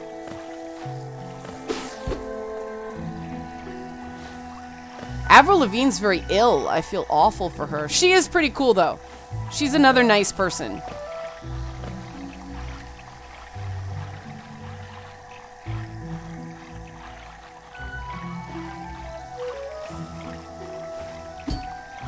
I mean, she comes from Napanee, so she has to be chill.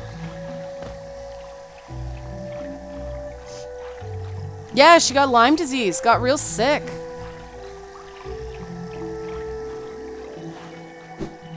I mean, I think creatively her management took her in the wrong direction, but she's a very nice person.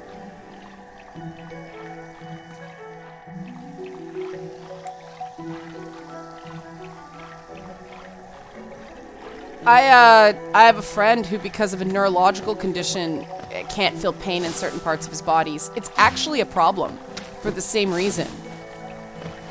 Like, we're like, man, you're bleeding. And he didn't know. Eminem got replaced conspiracy? Why? Because he played the Oscars?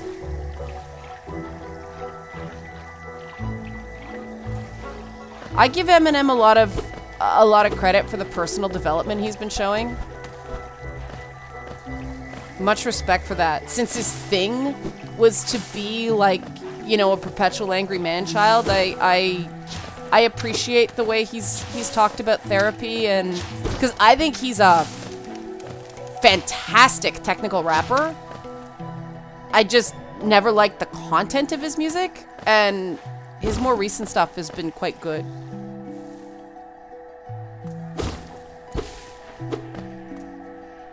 That's a very silly conspiracy theory. Oh, I hear. Oh, there.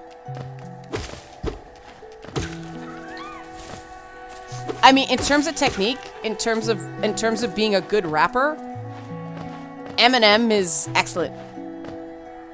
I just didn't like his what are you? Uh-oh. This is bad.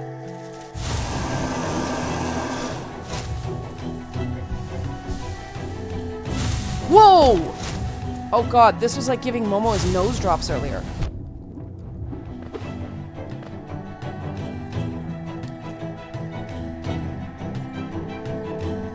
Yeah, Eminem's flow is astounding. Ah, I see how to do this. Whoa! Whoops. Okay, I'll get this on a second try. This actually isn't so bad. I just don't know where it was. Why didn't that update my map? Oh, down there. Okay. No, I don't have a double jump. Look. Drake, I am not as... I don't get Drake. I'll say that. I get the soundtrack for other people's lives thing.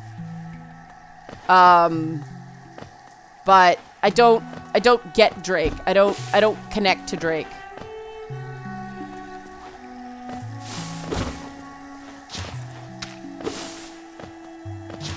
Like, part of it is just an aesthetic thing. I'm not big on the sound.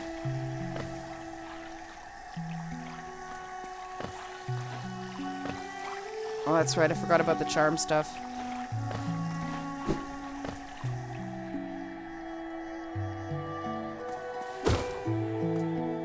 Gonna give this one more try once I get my shadow back. Oh, shit! If I get my shadow back. Fuck!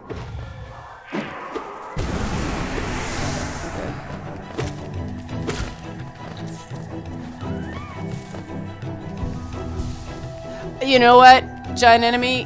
When I stopped working at Much Music, I fell out of music for a while too. I needed to get, I needed to get,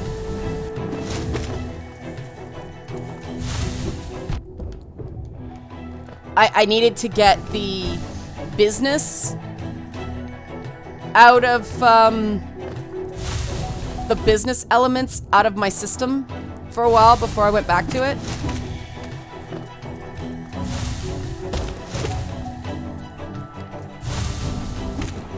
Is this just a simple 1, 2, 3? Nope! It's irregular. I felt kind of bad for my husband at Hamilton, because I mean, he took me to see it, but he had trouble understanding the rap lyrics. And it, you know, it's hard to translate during a play. Hey, classical music's awesome!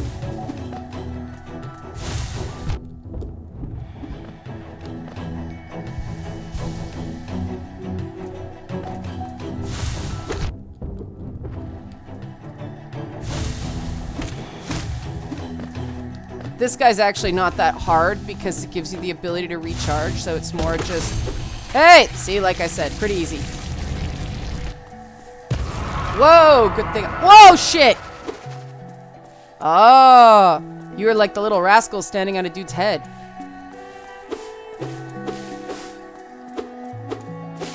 See, I actually have to have talk radio on my alarm clock.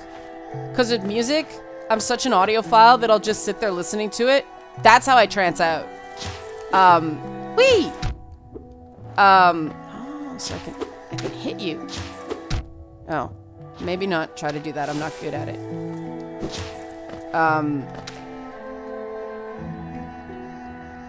So I need talk radio on my alarm clock, so I just get so annoyed that I get up.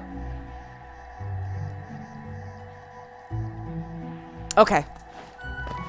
So move on to something else. Thanks, Cloudcraft. You're making this game more enjoyable for me. Give me more sense that I know what I'm doing.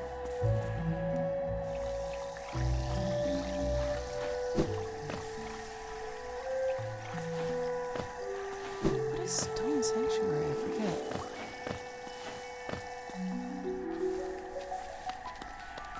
Oh, I keep forgetting about the world map. There's a bench there. Where's the bench? Let me get to the bench first. Oh, the bench is above.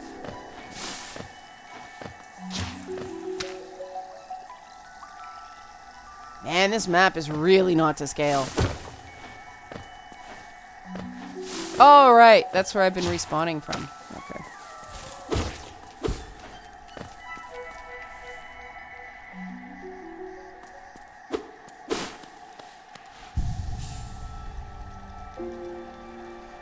When's Doom Eternal scheduled to come out?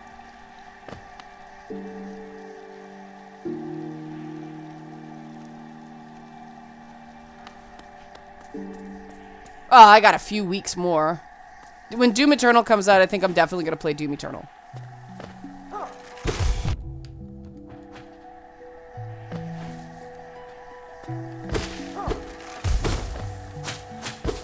We've got a really good classical station up here that plays Assassin's Creed and Final Fantasy tracks from the games.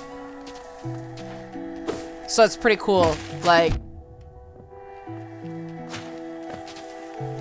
they treat video game music as legitimate art.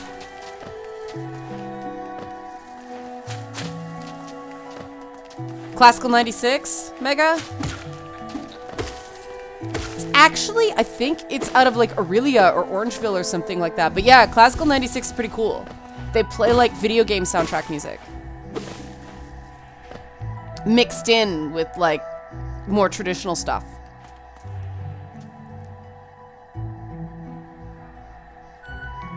Usually through the request show, but still, it's pretty good.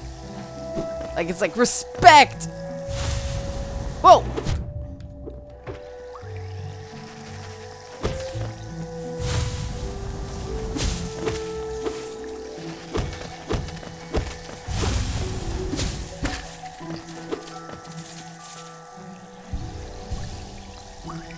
Links of Wood. Oh, I could get to Nier. Keep meaning to play that game. I don't know. You ever have a game where just for no reason at all, you keep forgetting to play it? That'd be a fun one to do. I admit, I'm legitimately enjoying Hollow Knight. Like, I like this game a lot.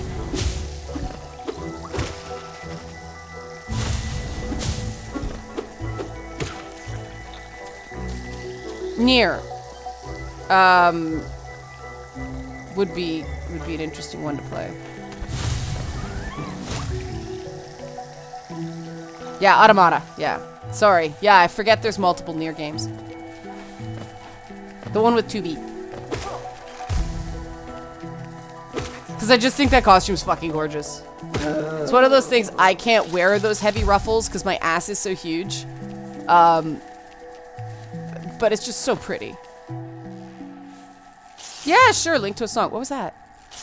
What is this? Other than terrifying.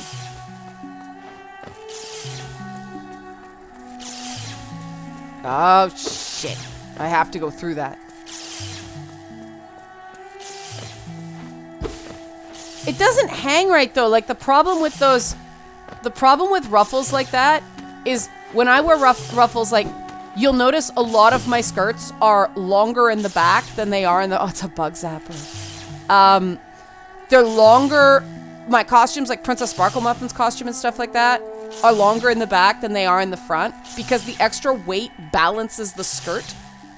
Because otherwise... Oops. Okay, this... I don't think this is... No, okay. Oh, jeez. Ah! Okay. Because if I wear those cutesy poo, like...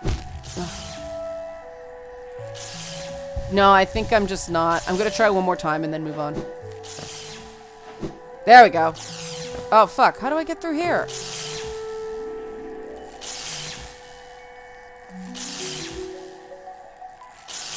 There's no way through here. Oh! You have to wait until not zapping. Okay. Shit. Yeah, don't pogo, you'll die. You can't pogo off these spikes.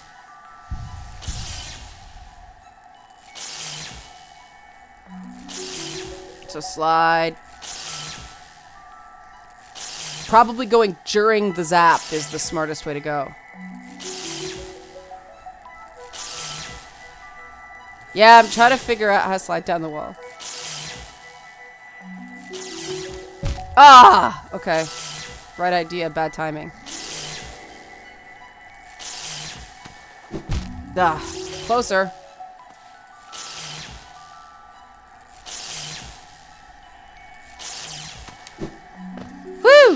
Oh, shit. Okay, one more. I can do this. Stay determined.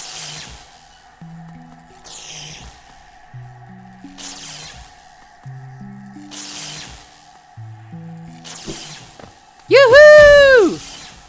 Woo-hoo! Alright. Woo! Thorns of agony. Woo!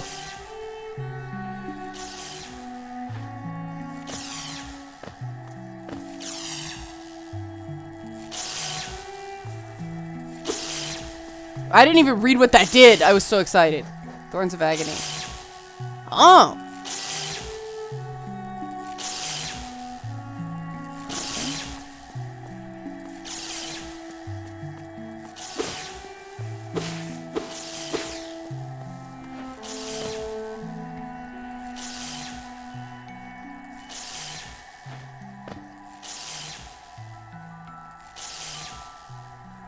So I guess Fog Canyon is the place to go next.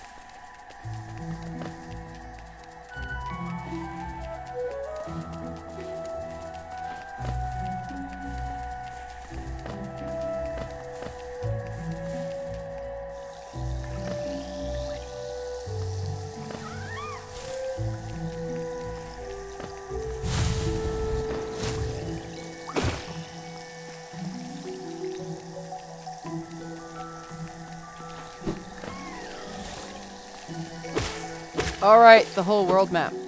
Keep forgetting about the world map. Okay, green path, forgotten crossroads, dirt mouth, bungle ways. It's really the only place to go, yeah? Or am I missing something?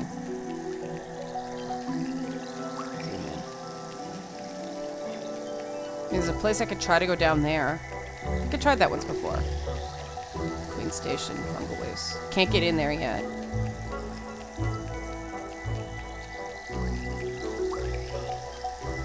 Maybe I'll go for that place down at the bottom of Green Path. Does that make sense? Right now I just want to get to that bench. Haha! You know what, KLRG? The one fishing minigame I really ended up liking was the fishing minigame in Far Cry 5.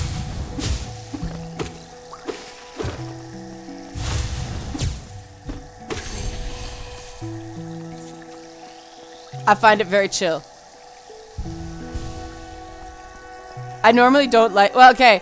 And what was it? Animal Crossing? Where you fish?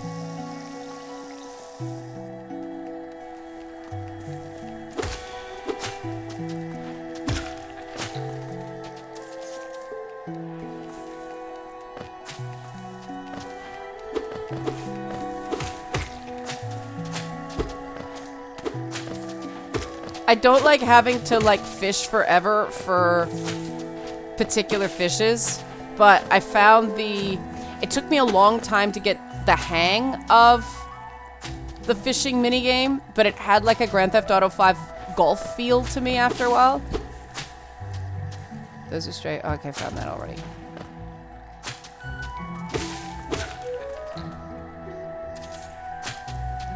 Oh, I have a lot of geos now.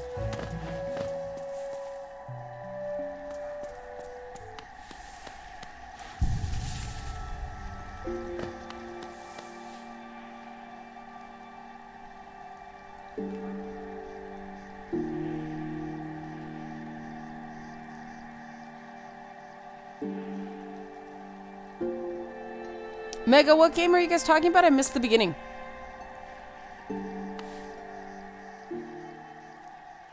Wonder if I should go somewhere and spend my loot first.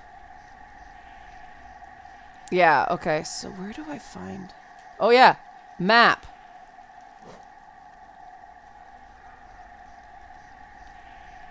Okay, is that Saluba there? And there's Sly there. Let's go back up to Saluba because closest.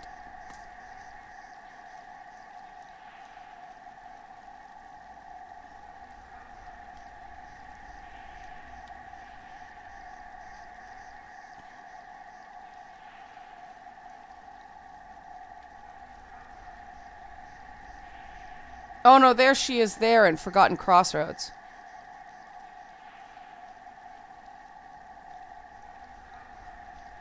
Right, the leg eater's down there. With the charms. Salubra's... Okay. Well, that means going back up, though. Okay.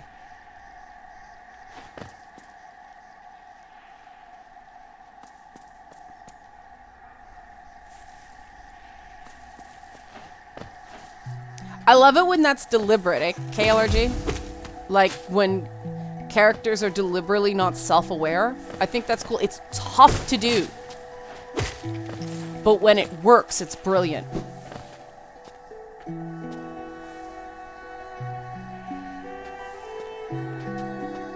That makes sense. I mean, sometimes I don't mind quiet. But sometimes I just need to slow my brain down with external stimulus.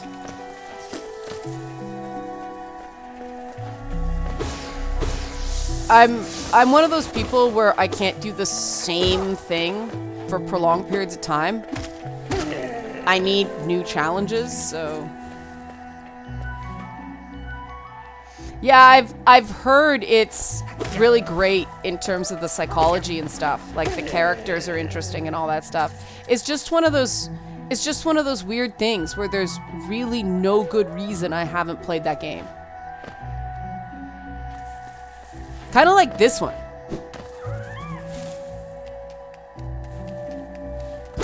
I like quiet too.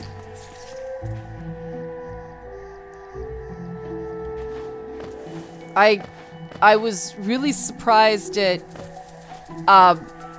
how human she was.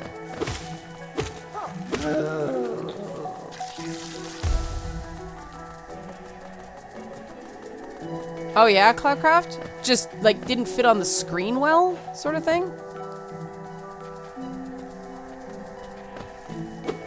See, I don't find quiet hot, but like, she's cool.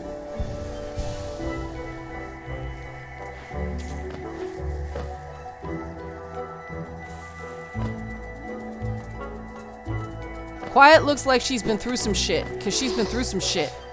And that's good character design. She's oddly innocent to me. Oh, okay.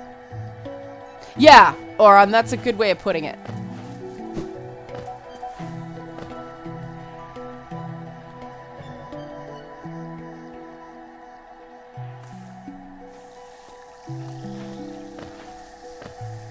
Like, even though she can fucking kill dudes like nothing, there's an innocence to her that I like. But that makes me feel more of like a... Like, I see her as more of like a niece than... And once you start thinking of somebody like that, you can't find them hot. And that doesn't mean she's like, not hot. It just means that part of your brain turns off. Ah, okay. Yeah, I've found that with some God of War bosses historically, and I found that frustrating too, so now I know what you're talking about. Yeah, maybe because she's like a cat. Maybe that's why I want to take you home and take care of you feeling too. So cute. Momo's breathing better lately. And so he's playing again. And I forgot how adorable he is when he plays. Because, I mean, he lived outside. He can take care of himself. And so when he plays, it's so hardcore. But he's this giant floofball. And it's just so cute.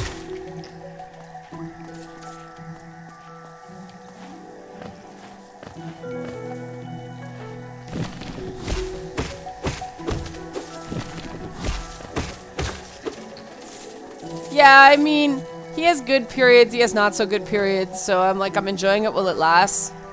But, yeah, giving nose drops to a cat is not easy, but it's giving him improvement, so it's worth it.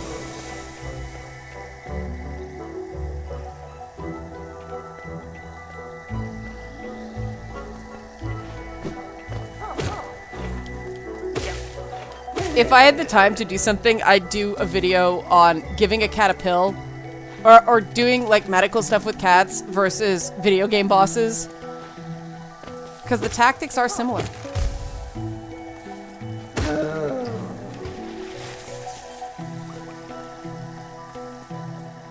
See, Marie Rose does the same thing to my brain.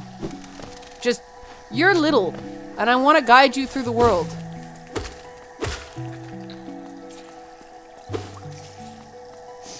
Because it would take time to do properly, and it would mean, like, getting video of the cats, and that takes a long time. And I need so much. I'm gonna need so much cat video stuff for boss fight, because 3 of them are characters, that I don't want to annoy them too much.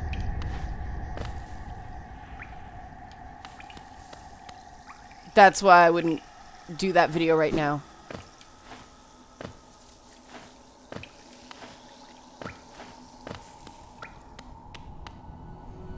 Because with cats, you, they'll do what you want them to, but, you know, they can get overstimulated and just get downright annoyed. So you can't push them to do too much. And, I mean, certain cats will tolerate certain things. Linky's the only one who will wear the princess hat, which is hilarious because his name is Link.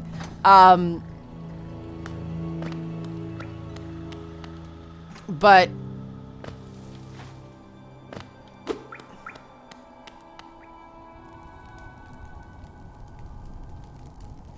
Tiber, the thing I've found about cats is that sometimes they just hit a point where it's like, I don't want to do this anymore. Let me go. And, well, that looks like a cat in a box.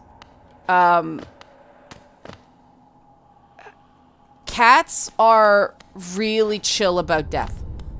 When it's their time, it's their time. Dogs try to hang on, and it's just freaking heartbreaking. The nice thing about cats is they do hit a point where they're like, I'm done with this shit. And it makes it easier on you.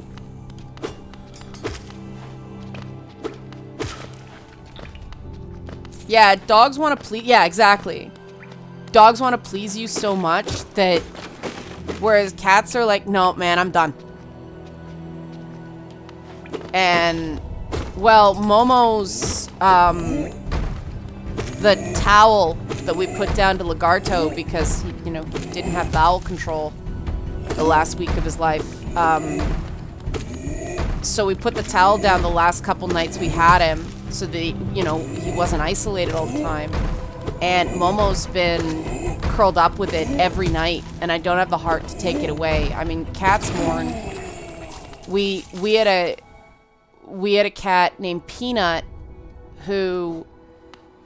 We lost 3 cats to the tainted food issue. And, yeah, after I'll use the Stagway.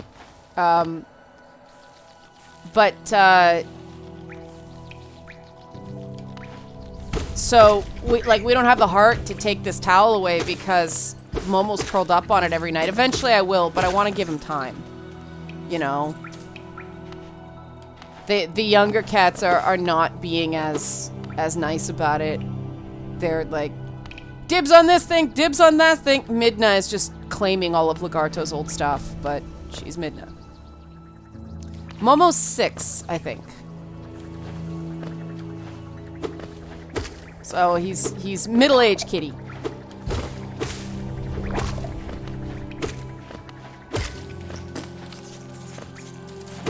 Momo is... I didn't... When we first got Momo, I thought he was a con artist. I didn't believe he was as nice as he is. Oh, I just saw him in the background. He's sleeping with Scout. Oh my god, Scout is hugging Momo from behind and using him as a pillow. That's very cute. But, yeah, Midna, it's my fault. I named her Midna. But Midna is very much, well, I'm taking a spot on the bed, and I'm taking a spot on the couch, and I'm taking this, and what? Nobody's using it. Yeah, I hope Imp Midna comes back.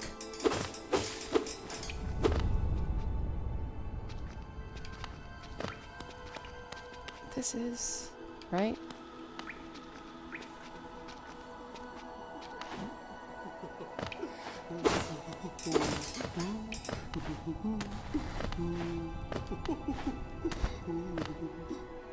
I like snarky small things.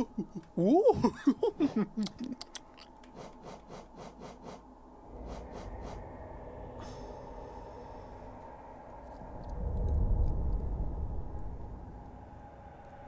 Any suggestion of why is this grayed out? Oh.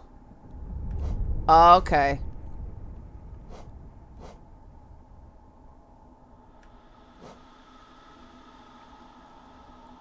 Okay.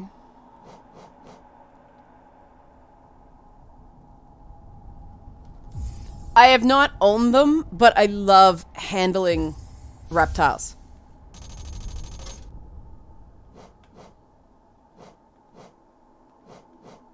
I'll just take the most expensive things.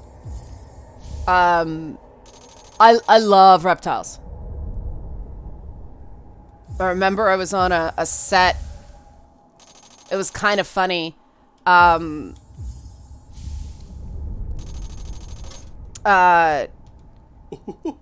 was on a set out in Vancouver, and it was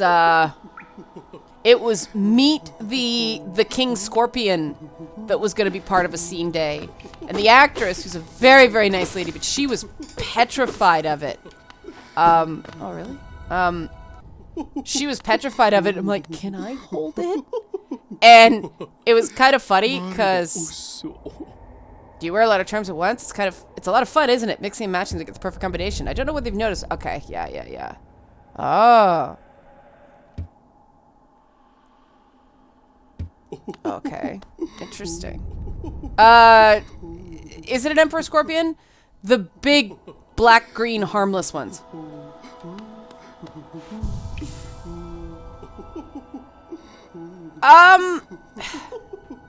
There's a stillness to reptiles and snakes that I enjoy. The cool thing about snakes is just the sheer, like, power of, their bodies. But there's a stillness to reptiles that is quite cool.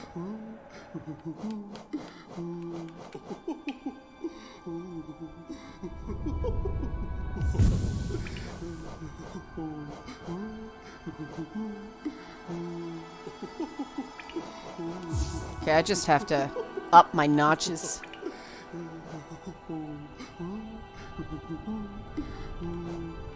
I have never had a problem with an Emperor Scorpion trying to snap my finger. Maybe they just like me. I'll give you a try. See, I love parrots too, but there's so much work, and the problem with, not the problem, but the reason I don't have exotic pets, we had a rabbit back in the day, and even the rabbit, finding proper, does sound like a power metal band, doesn't it? Even finding a vet that would see a rabbit where I used to live was difficult. And veterinary care for exotic animals is very expensive. It was kind of funny because our second rabbit, our first rabbit's name was Jessica. Jessica Rabbit, get it. But our second rabbit's name was Elvis. Because he was a pissy little chubby thing that I believe would shoot out TVs. And he was a lopbeard, so he had like sideburns. But he went straight from his mama at the breeder to our place where we had our, our family cat Fluffer. Fluffer was named Fluffer because the first cat we ever had was named Fluffy, and Fluffy got run over by a car. And so, me being, they're like, what do you want to name this new cat? I said, Fluffy! They're like, no, so Fluffer. Oh, my mother is so innocent. But it just ended up being Fluff.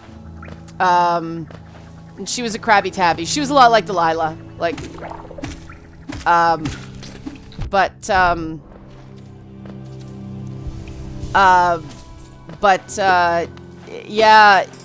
Elvis hopped out of the carrier.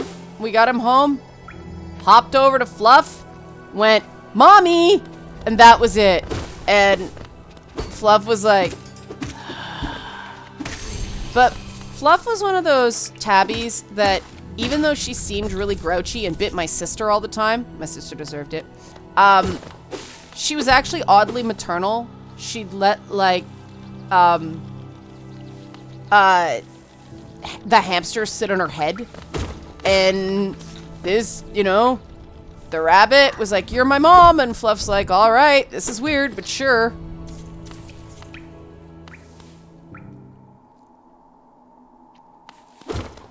Hey, who are you? Nah, said him. Hey, pale thing, you use these old lines pathetic. A real warrior carries himself to combat. He has no need for such convenience. Ha! So I was doing it. Oh, I think he's wrong. Leave me be. It's the arena I seek. I've already wasted far too long on these cursed roads. Sano.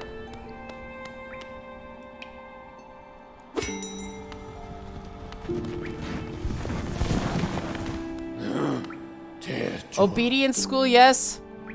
See, we got Loki from my sister when she couldn't keep him anymore, and he's a,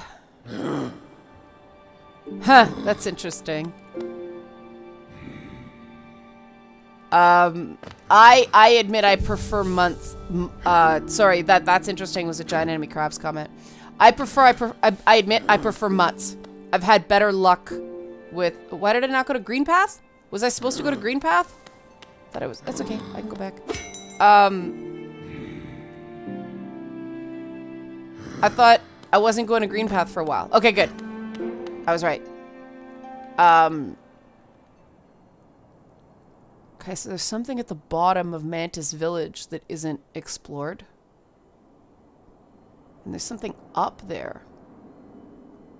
Oh, that's Defuncal Crossroads. Okay.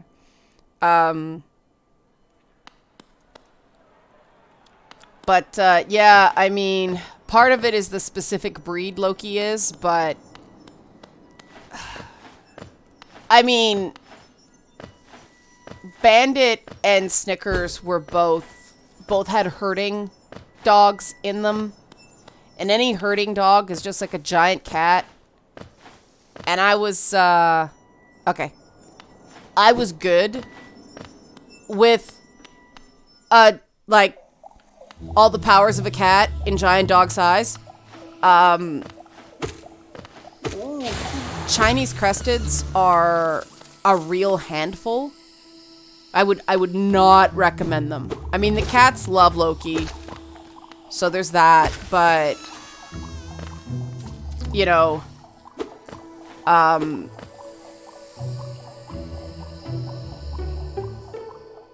try up and over.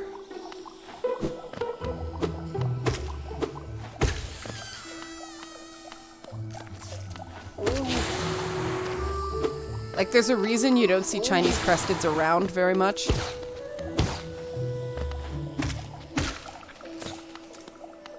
Do I have Mantis Claw? What is Mantis Claw? Let me check. Old nail. Yes.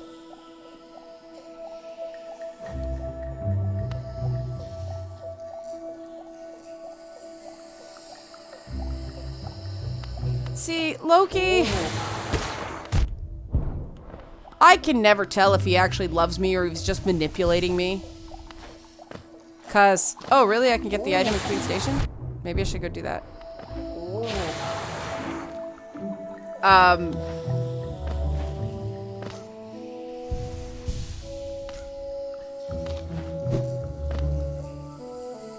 So that's what I like about these games. It's more fun to play with people like telling me where to go and do stuff and things like that instead of looking up walkthroughs and shit. Okay, so I guess that's the item. Ah. Très difficile. Woo! I did that okay. Did you guys see that? Oops. Loki is 12. Whoops.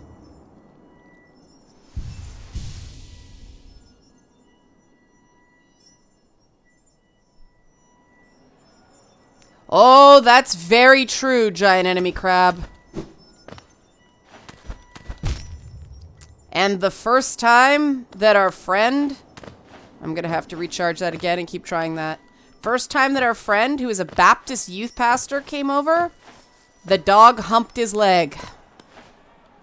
That was awesome. Welcome into the home with the mezuzah on the door, very Christian man. Everybody tells Loki he's cute. I don't see it, but that's because I like ugly cute. Like, my idea of a cute dog is like a Boston Terrier or a pug.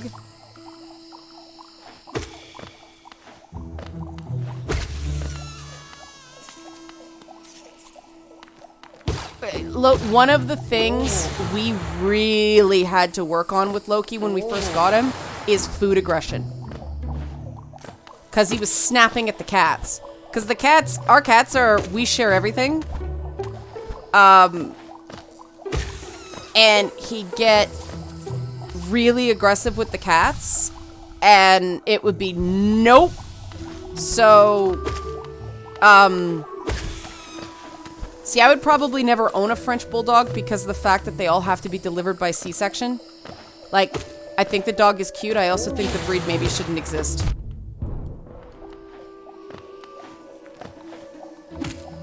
That's part of the reason I prefer mutts too. I have some issues. Yeah, brachiocephalic. I think some dog breeding has gone way too far.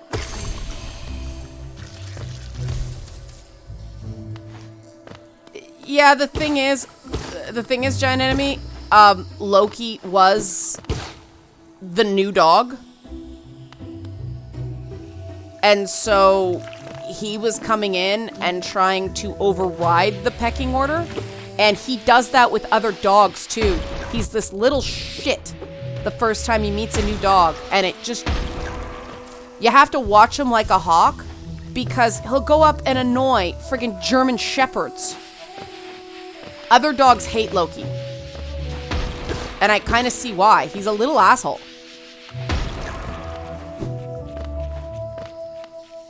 Welcome back, Cloudcraft.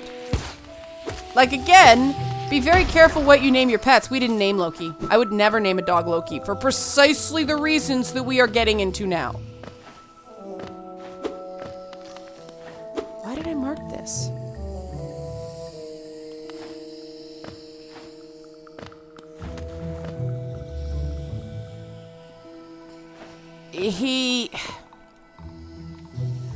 Loki fakes injuries to try to get things, or so he doesn't have to do things.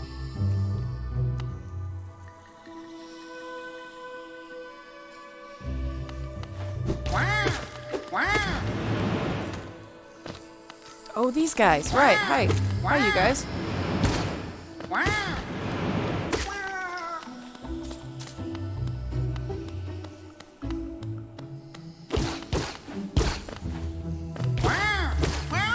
Part of the problem is Chinese cresteds are manipulative, but not very smart. They really don't have,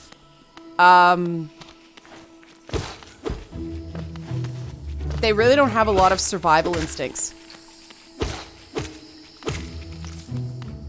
Like, Loki's a bit like, you know the movie Maleficent? You know when she had to, like, watch, Beauty because she had no fear? Loki's not like that. He's afraid of everything. But,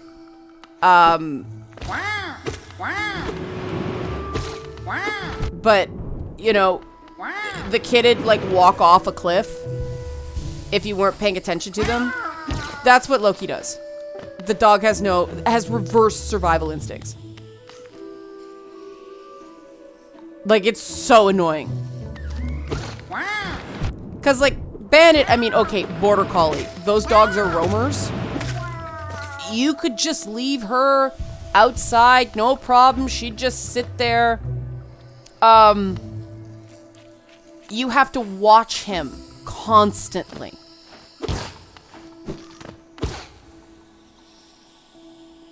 Well, he's pet grade, so he ain't breeding. Like, that was where Loki came from. My sister's ex had the brilliant idea that he was going to buy this pedigree dog and then breed the dog. But you don't breed a pet grade dog. Pet grade means there's something about them that isn't breed standard. So they're not suitable as, what do they call them? Studs? Or, I don't know if that's just horses. But, they're not really suitable for breeding.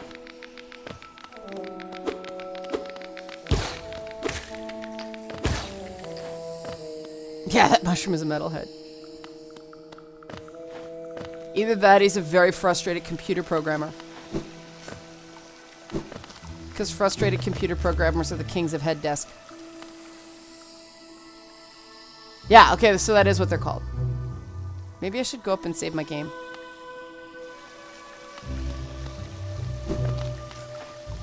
But yeah, the big idea is he was going to breed this dog. The dog isn't... The dog isn't suitable for breeding. Like, it was foolish. And so then, you know, when the grand scheme didn't work out, poor Loki got pretty neglected. Oh, you dude! How do's? Alright, fix it. I have the geo. There we go. Why not?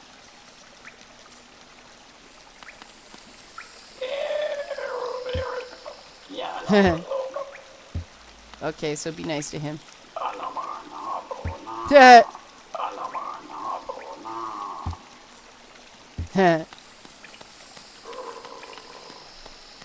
Yeah, backyard breeders are an issue. That's where you get the... That's where you get some of the not so great things about purebred dogs. I like mutts. I mean, I like rescues. I like, you know, like even most of our cats are former feral. Though I'm pretty sure Momo just got abandoned because he's just way too nice. But I mean, all the younger cats, they were coming around my mother's backyard, and she was gonna take them to like the Humane Society, which euthanizes, and we're like, no, don't do that. There's 2 black cats in there. They're not gonna stand a chance at a kill shelter. So we took them because Midna was eating. Midna and Scout they eat things like tomato plants. So we took them and we tried to go to a no-kill shelter, but they wanted $1,200 a month to take them until they were adopted out. So we're like, fuck, for that, like. So we managed to adopt one out, who was sort of kind of an odd cat out, but every single one of them, other than Scout, has something that makes them not good adoption candidates. There are feral cat colonies in Toronto and Hamilton there's major spay-neuter programs going on, so they don't get as like huge as some other places, but they are there are feral cat colonies. Oh yeah, this gong. Okay, so nothing I can do with that now. Very much enjoying Hollow Knight schmoobs.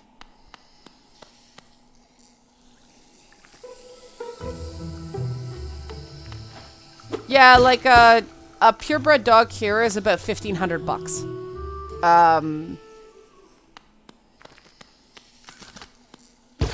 And considering, like, if you just kind of wait, you'll get somebody, we have puppies, you want one? That's my speed. I mean, I guess I'm one of those people that doesn't love an animal any less because they have health problems, so...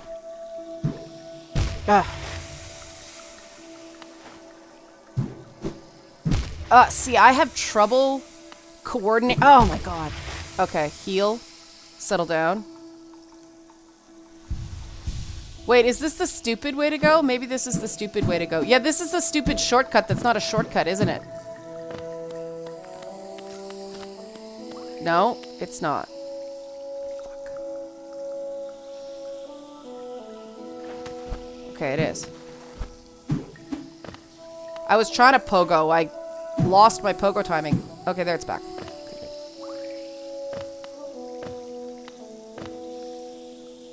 Whoa.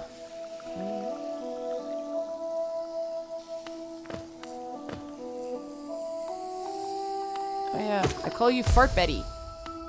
Why? Because you fart. Well, that's interesting. That it gives you... You pogo higher, too. Like, way higher. See, that's why I'm obsessed with Buddy and Truman, the Buttigieg dogs. Because I think Buddy only has one eye, and I just think he's the cutest freaking thing. Yeah, I've got long nail on. I got my extender. Oh yeah, this thing that... Oh wait, I can get up now.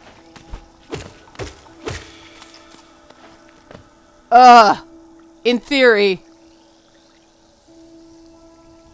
Oh shit. Okay. This shouldn't be this hard. Okay, why did you not... Oh, because I was... No, I was pressing the jump button. So why didn't that work? Go sooner, I guess. Jeez, that doesn't give you much.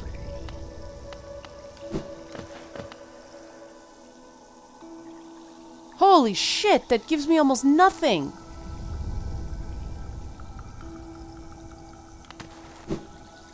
Oh, this sucks.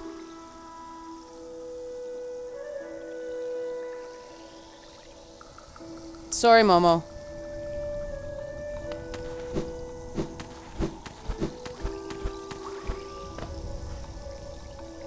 Hey, there's something up there. Oh, hey. Yes, yes, we want this. Come to me. Okay.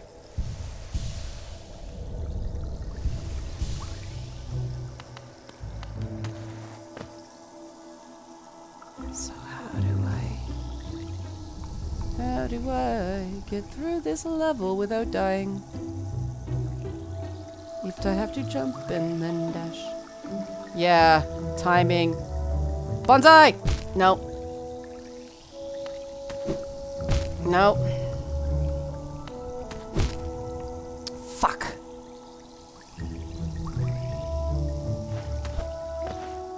Shit! Okay, I only have 51.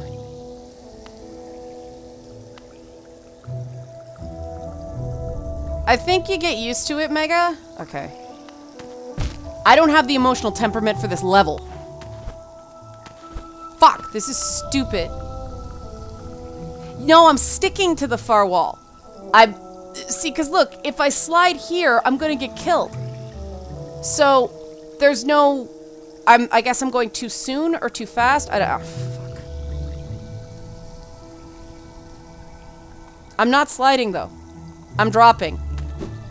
And I'm going too soon. That's the problem. I only lost 51. No, I tried that before. You get hung up on the wall. This is just obnoxious platforming.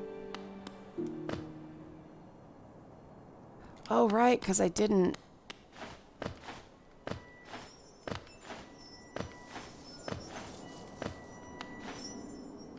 Maybe I'll attempt this again since I'm here.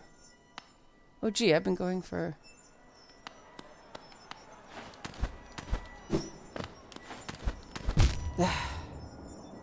See, I hate that you restart the minute you get hit once instead of...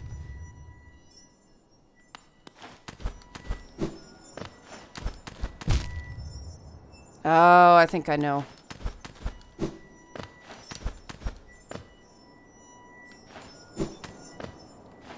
Ah. Back to the bench.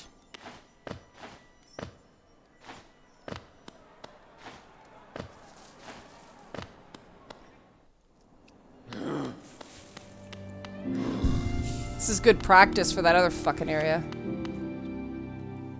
What I'm actually finding is that there's a responsiveness problem on the Xbox 360 trigger with the dashes.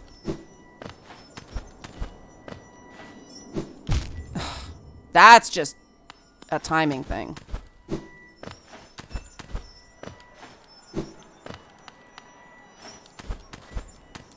Got it.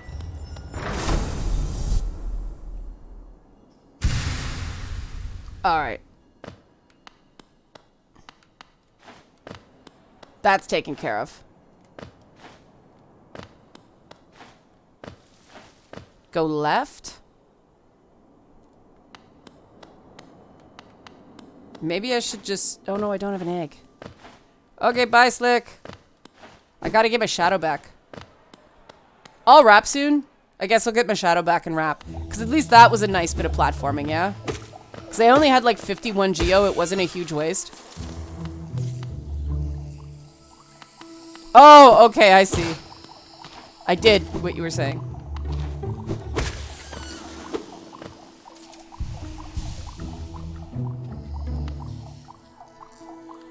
Is there a faster way to get there? Yeah, down instead of up. I don't know. I have done rap, but I wouldn't say I'm like really super good at it.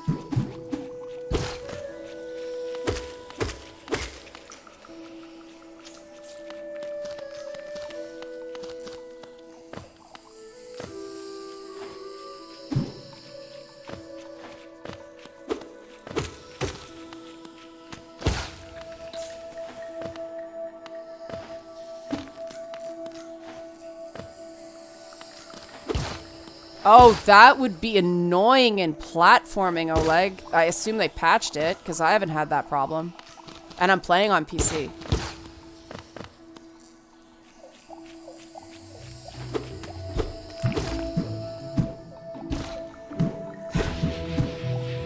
Yeah, the problem with any music is YouTube will demonetize anything, but one of the things I'm thinking about talking back for Feedback Friday, I found with the... I'm having a really philosophical problem with this idea of YouTube immediately demonetizing any content, like any topics, usually people that are not advertiser friendly. So basically, like, there's no financial gain to talking about Jordan Peterson positively or negatively. Because they demonetize anything with his name on it. And I have a philosophical problem with that. Because, you know, there shouldn't be different classes of people. And I want to deal with it, but I'm having trouble finding the words.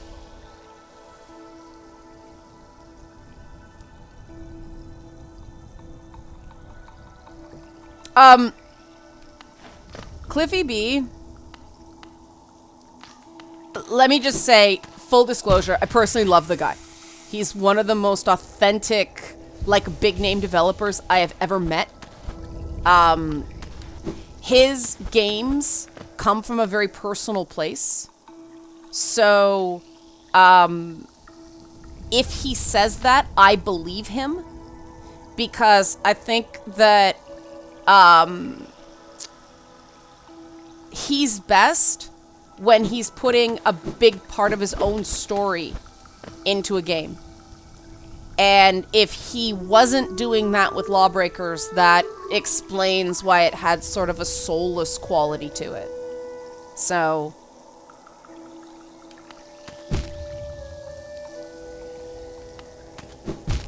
oh, come on! Yay. Fuck. Good. Okay, where's the fucking shadow? That's where I died the last time.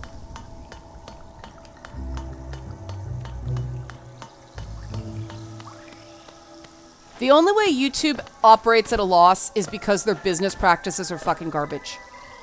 Come on, stupid shadow. There is no reason that YouTube should operate at a loss. It's right there, which I never fucking got to. Come on! This is just designed to make me rage.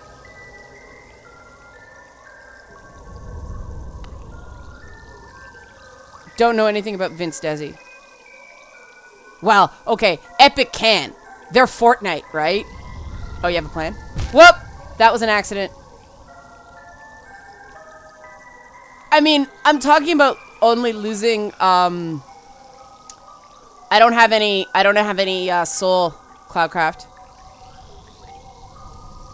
Oh, wait, I can walk and heal up. Okay.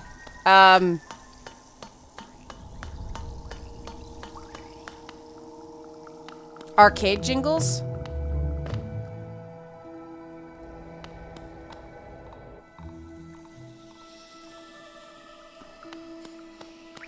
Oh, I see, like video game song jingles. I don't know what to do about Patreon because for everyone that seems to think it's cute, anything annoys somebody else. And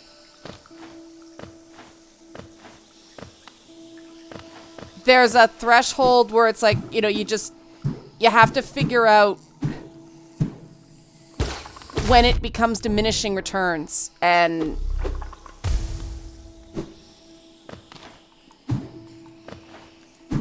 so, you know, it's tricky.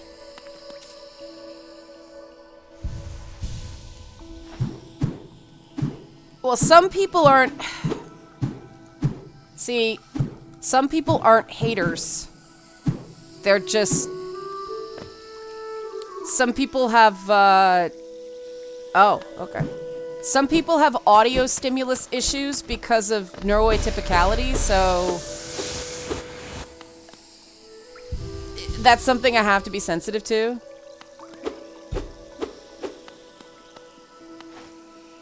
So it's not just haters, right? Like there's a sensitivity issue there too, you know? So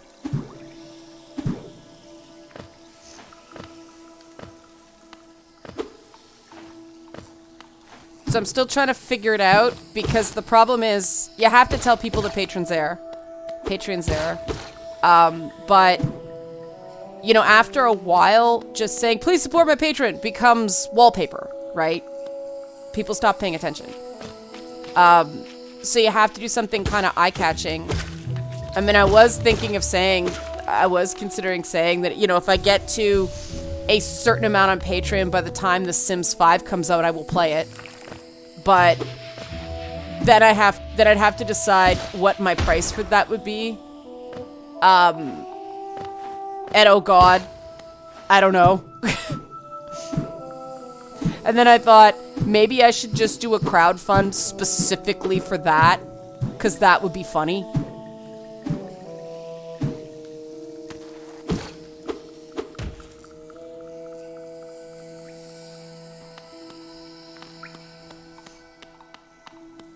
Yeah, like, if it was a single source crowdfund, it would have to be at least 10 grand for me to play the fucking Sims.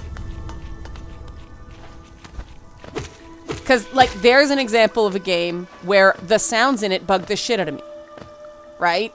So I can kind of understand that. I can't... There is something about Susul that just great... The Simlish just fucking grates on me.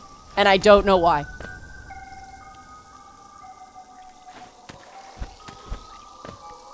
I cannot stand the sound of Simlish. Oh, okay. I wasn't supposed to heal there. I'll go back.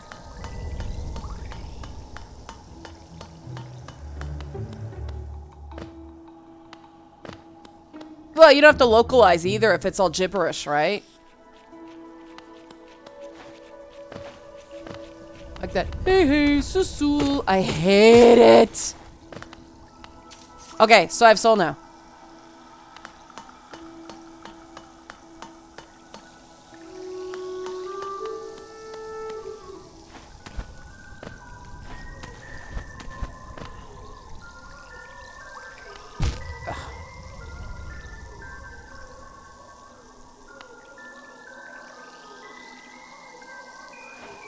Nope, that didn't work. The cheat is not working, Cloudcraft.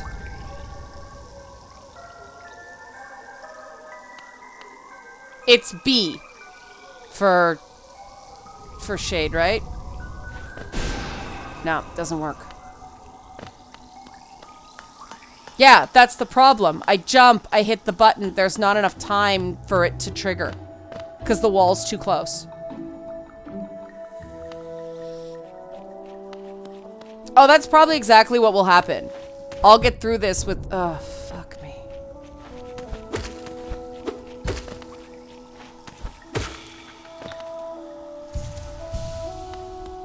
Oh, no, I have not made the hardest jump. The hardest jump is the one I can't make. That's why I can't make it. Because it's the hardest for me. Me and my shadow...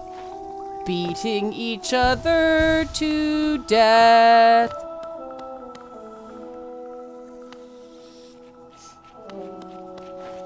I don't know what it says about Hollow Knight that his regrets try to kill him.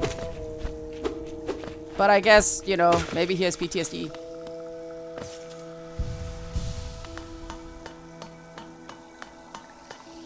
I'm not sure. I'm trying to figure out if it's my hand-eye coordination or if it actually is.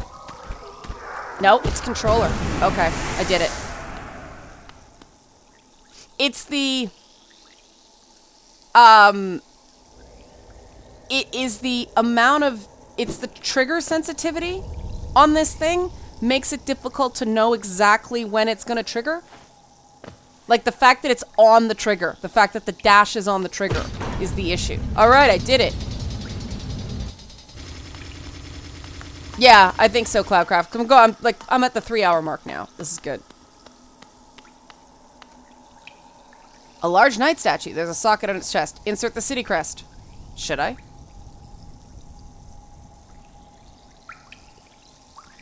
Or is something horrible gonna happen? Yes. Okay. Yes, insert things. Okay, it opened. It opened. Don't close. What? Well, that was rude. All right, now I'm stuck.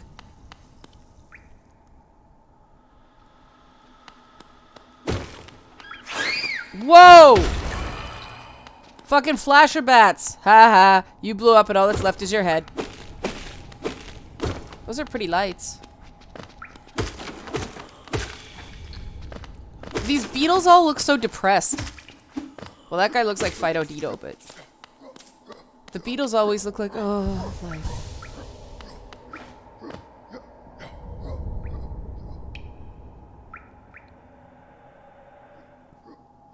There's interesting stuff going on in chat, and I'm trying to read it. Oh, okay. Yeah, I mean, I think that's kind of common. Every so often, like, I think of something I did back then. I think if you don't think the shit you did back in school was dumb, you're not growing as a human being and you should be worried. I actually think it's a good thing if you think that shit you did in school was dumb.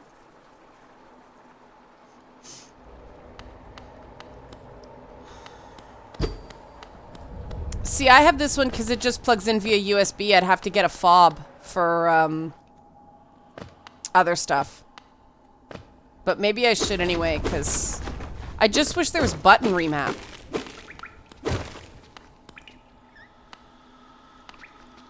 Yeah, pretty much. Because Y does nothing yet.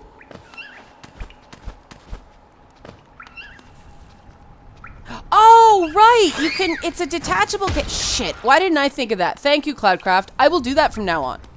Because I much prefer the comfort of a PS4 controller. Fuck! I never thought of that it's not just a charging cable. Duh. Okay. That's funny.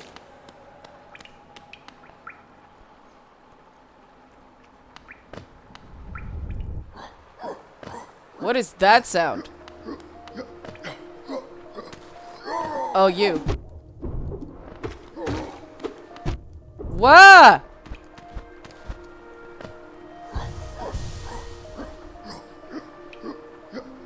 This dude's weird. Got you. Yeah. Yeah, with tape. Or a really long cable, but... Yeah, that's a great... I'm gonna do that from now on, Cloudcraft, because...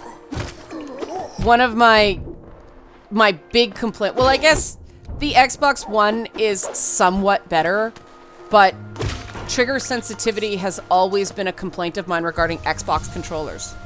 Oh, shit, Broforce is another one. Yes.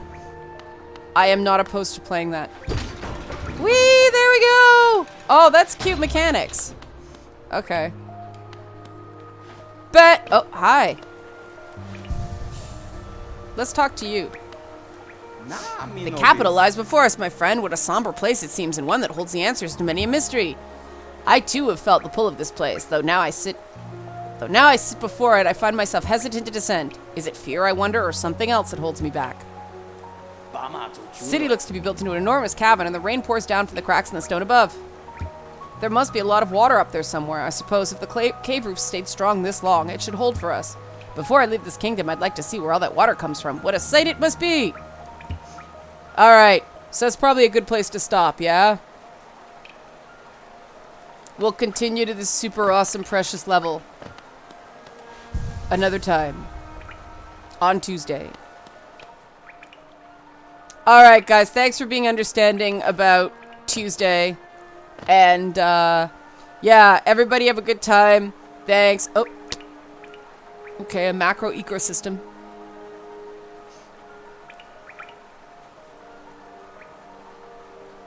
Waiting for Cloudcraft to finish his thought.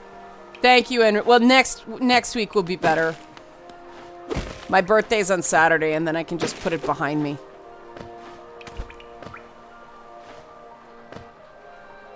Yeah, I meant to, you know what? I'll do that while I wait for Cloudcraft to finish his thought. Let's go back to the bench and save. Oh no, it auto-saves. Why do I keep doing that? Just quit. And then... Thanks, Oron. Oh yeah, I've got a whisper there from you, Chaos. So let's just get out of the game. Yes. And we'll fade back to here. And then I'll... Yeah, Cloudcraft, I've started noticing that. And,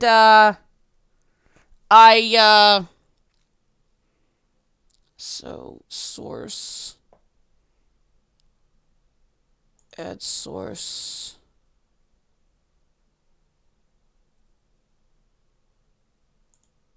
Display capture. Add existing.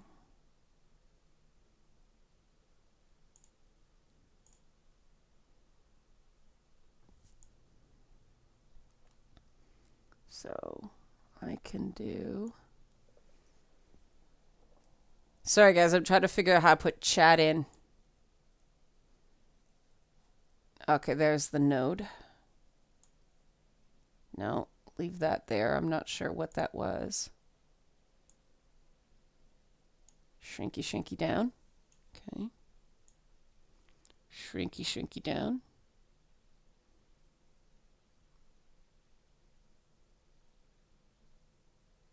See, I prefer that, Cloudcraft, when game design comes before narrative, because then the narrative is in service to the game design. It's not always necessary, but you know what I mean? Okay. So that, and then, whoops, and then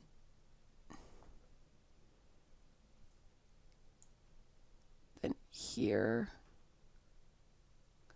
I guess I don't need the chat button there. Now the question is where to put this thing so it's not in the way. Because see, now I've got... Yeah, the fact that... Here, I'll show you what I did. See, there I got chat in the corner, but that's going to block the gameplay. I've been noticing that, like, there's a story to the levels, kind of like a Dark Souls design thing. Guess the only thing I can do is shrink the screen down and put a background on it and then put it in the corner. Let's see if that works.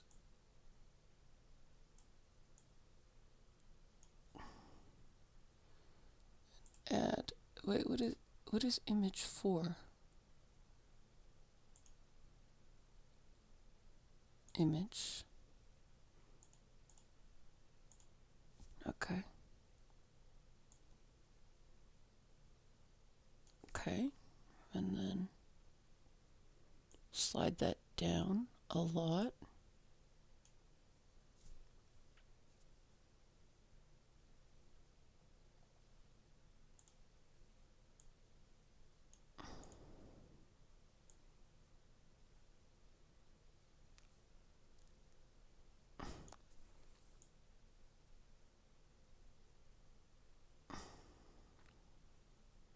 So if we put this up top, and we move this down here, that shouldn't block very much.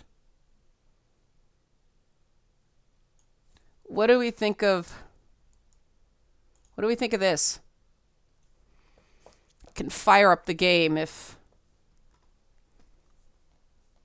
it helps to see it.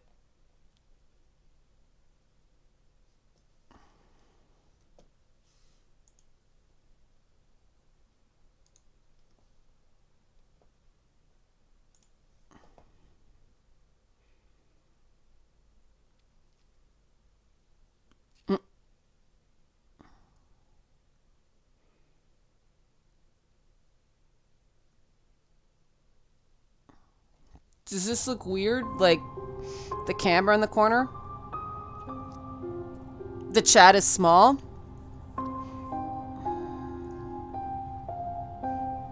Okay. See, this is my concern about putting the chat in, because everything's getting real small now. So let's try to move this over. Make this bigger. Good nap, giant enemy.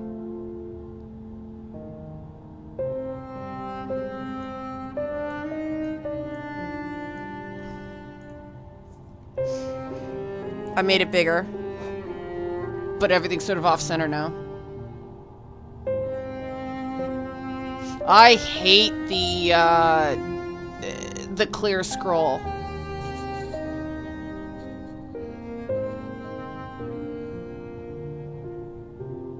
Still too small?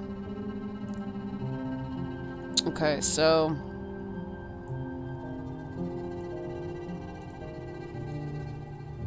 that means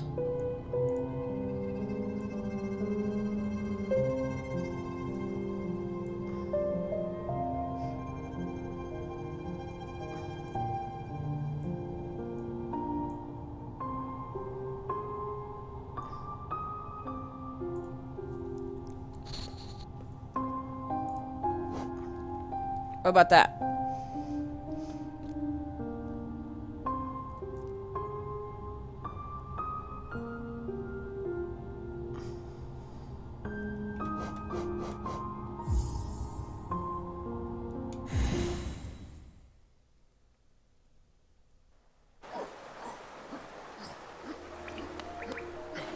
I mean, it makes for a smaller gameplay screen, but...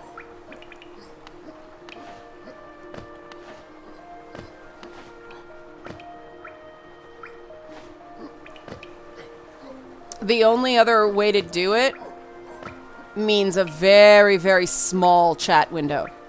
But stretch it out. But it's readable this way.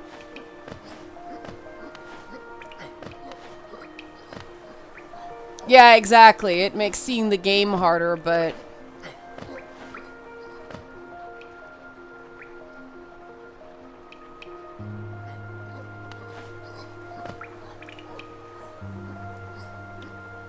Because the alternative is...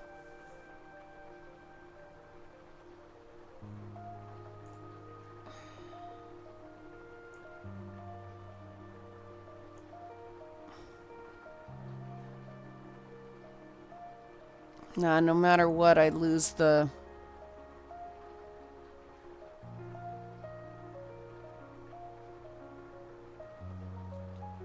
Oh yeah, there's definitely a delay.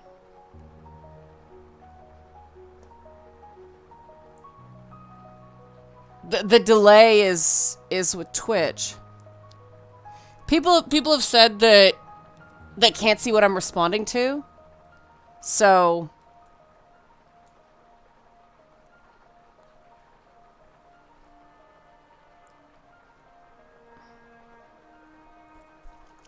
Trying to...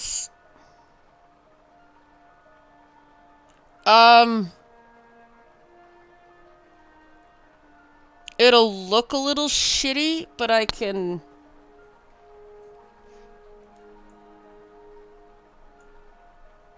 I can crop slightly on either edge.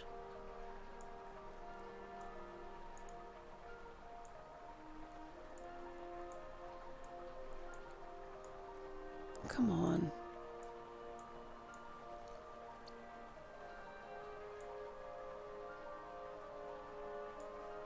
Yeah, that's the thing about the YouTube video. That's why I'm trying this. So people on YouTube can see what I'm responding to.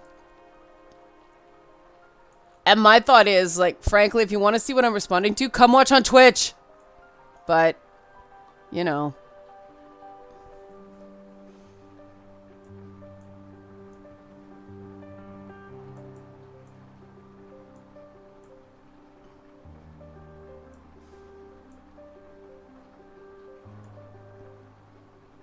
Okay, that's...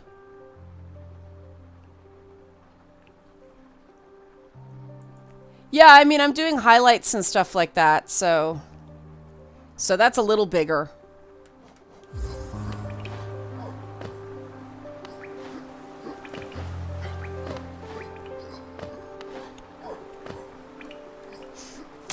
Twitch saves videos for 2 weeks, but you can save them for your own purposes.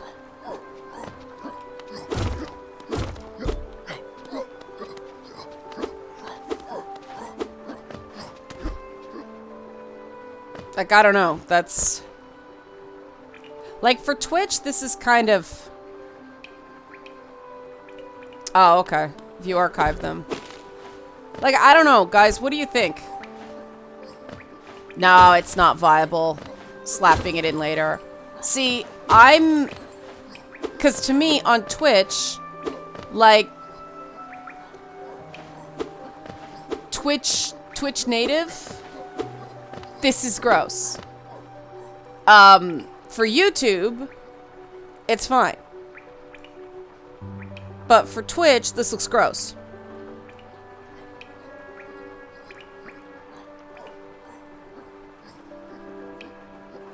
I think I'm just gonna go back to... I'll save this layout, but I think I'm just gonna go back to, F you if I agree, Tybert. That's... I think I'm just going to go back to, so I can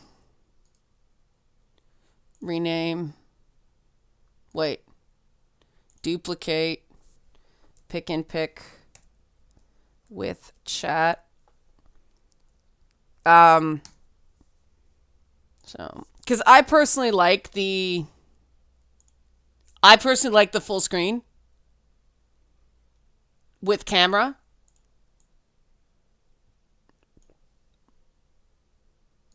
I don't have a modern aesthetic that way though. I just like as much actual, oh shit, now I gotta.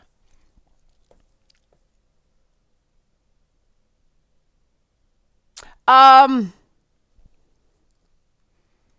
think I moved it from lower right, but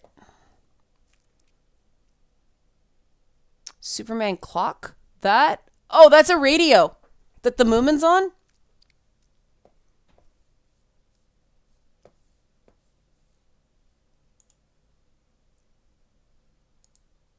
Thanks, I like it too. All right, let's try this. Oh. Like that, you mean?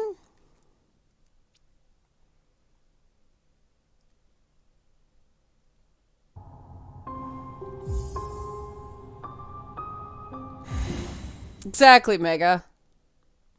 All right, I will archive things from now on. See, the thing about bottom right is eye lines. So you don't find that blocks too much? Actually, I guess because of the way... No, okay. Because the screen stays mostly... I guess that's okay. You guys prefer this? Bottom corner? Because then he disappears in moments like that. I try to read out most of the time. Like, I try to read out the comments if I'm responding to things. I do. I just forget sometimes. Like, this is blocking the gameplay, isn't it?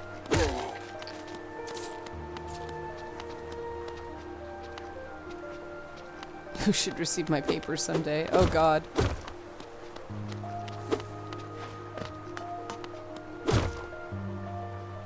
No? Do you prefer this? Bottom left?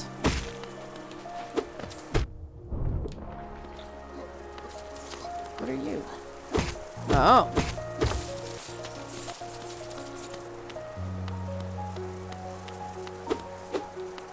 Well, Cloudcraft, you're the design guy, so if you prefer it, that says a lot.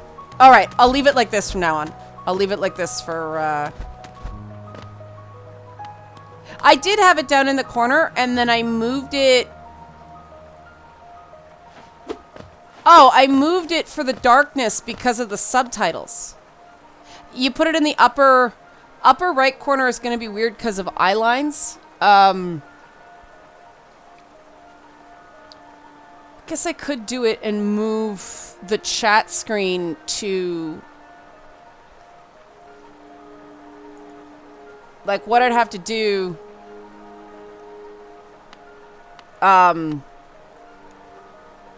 You know what? Because what I'd have to do is move you guys, because you guys are on my screen right here, so I'm looking towards. If I go to, this way, if I go to, like, here, I'll show you. I can bail out of the game now. I'll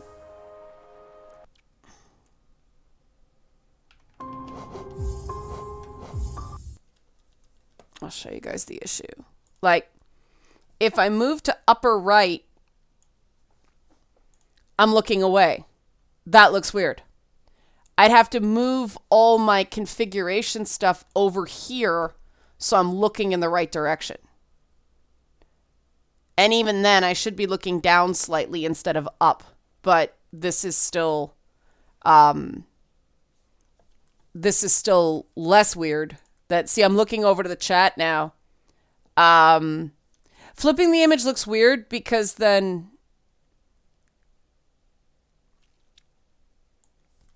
See, I move you guys over here. Whoops. That put the chat on.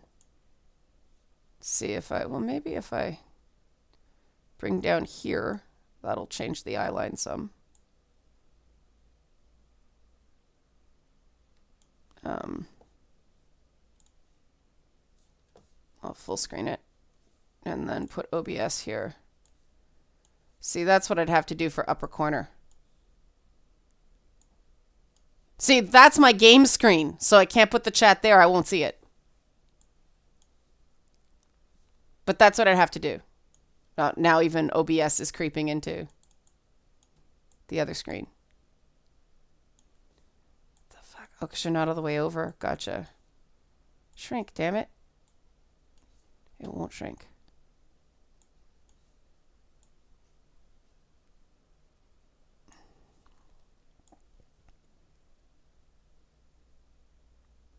Like, I can do that. It's slightly off, but just keep my chin down.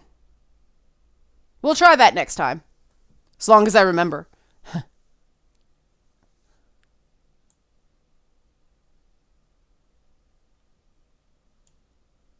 isn't it? This is weird. All right. Yeah, because now we're all like design people, and I'm like, okay, we'll try this next time. Why does it seem like my lighting just took a shit? I don't know. That's weird. All right. Oh, I know why. Okay. Because, gotcha. All right, everybody. So we'll try this next time. We'll try this configuration next time because we'll look down. Look down. Look down. Okay, everybody. We'll see how it goes. And it's easy enough to put back if it doesn't work. Okay, everybody. Thanks for watching.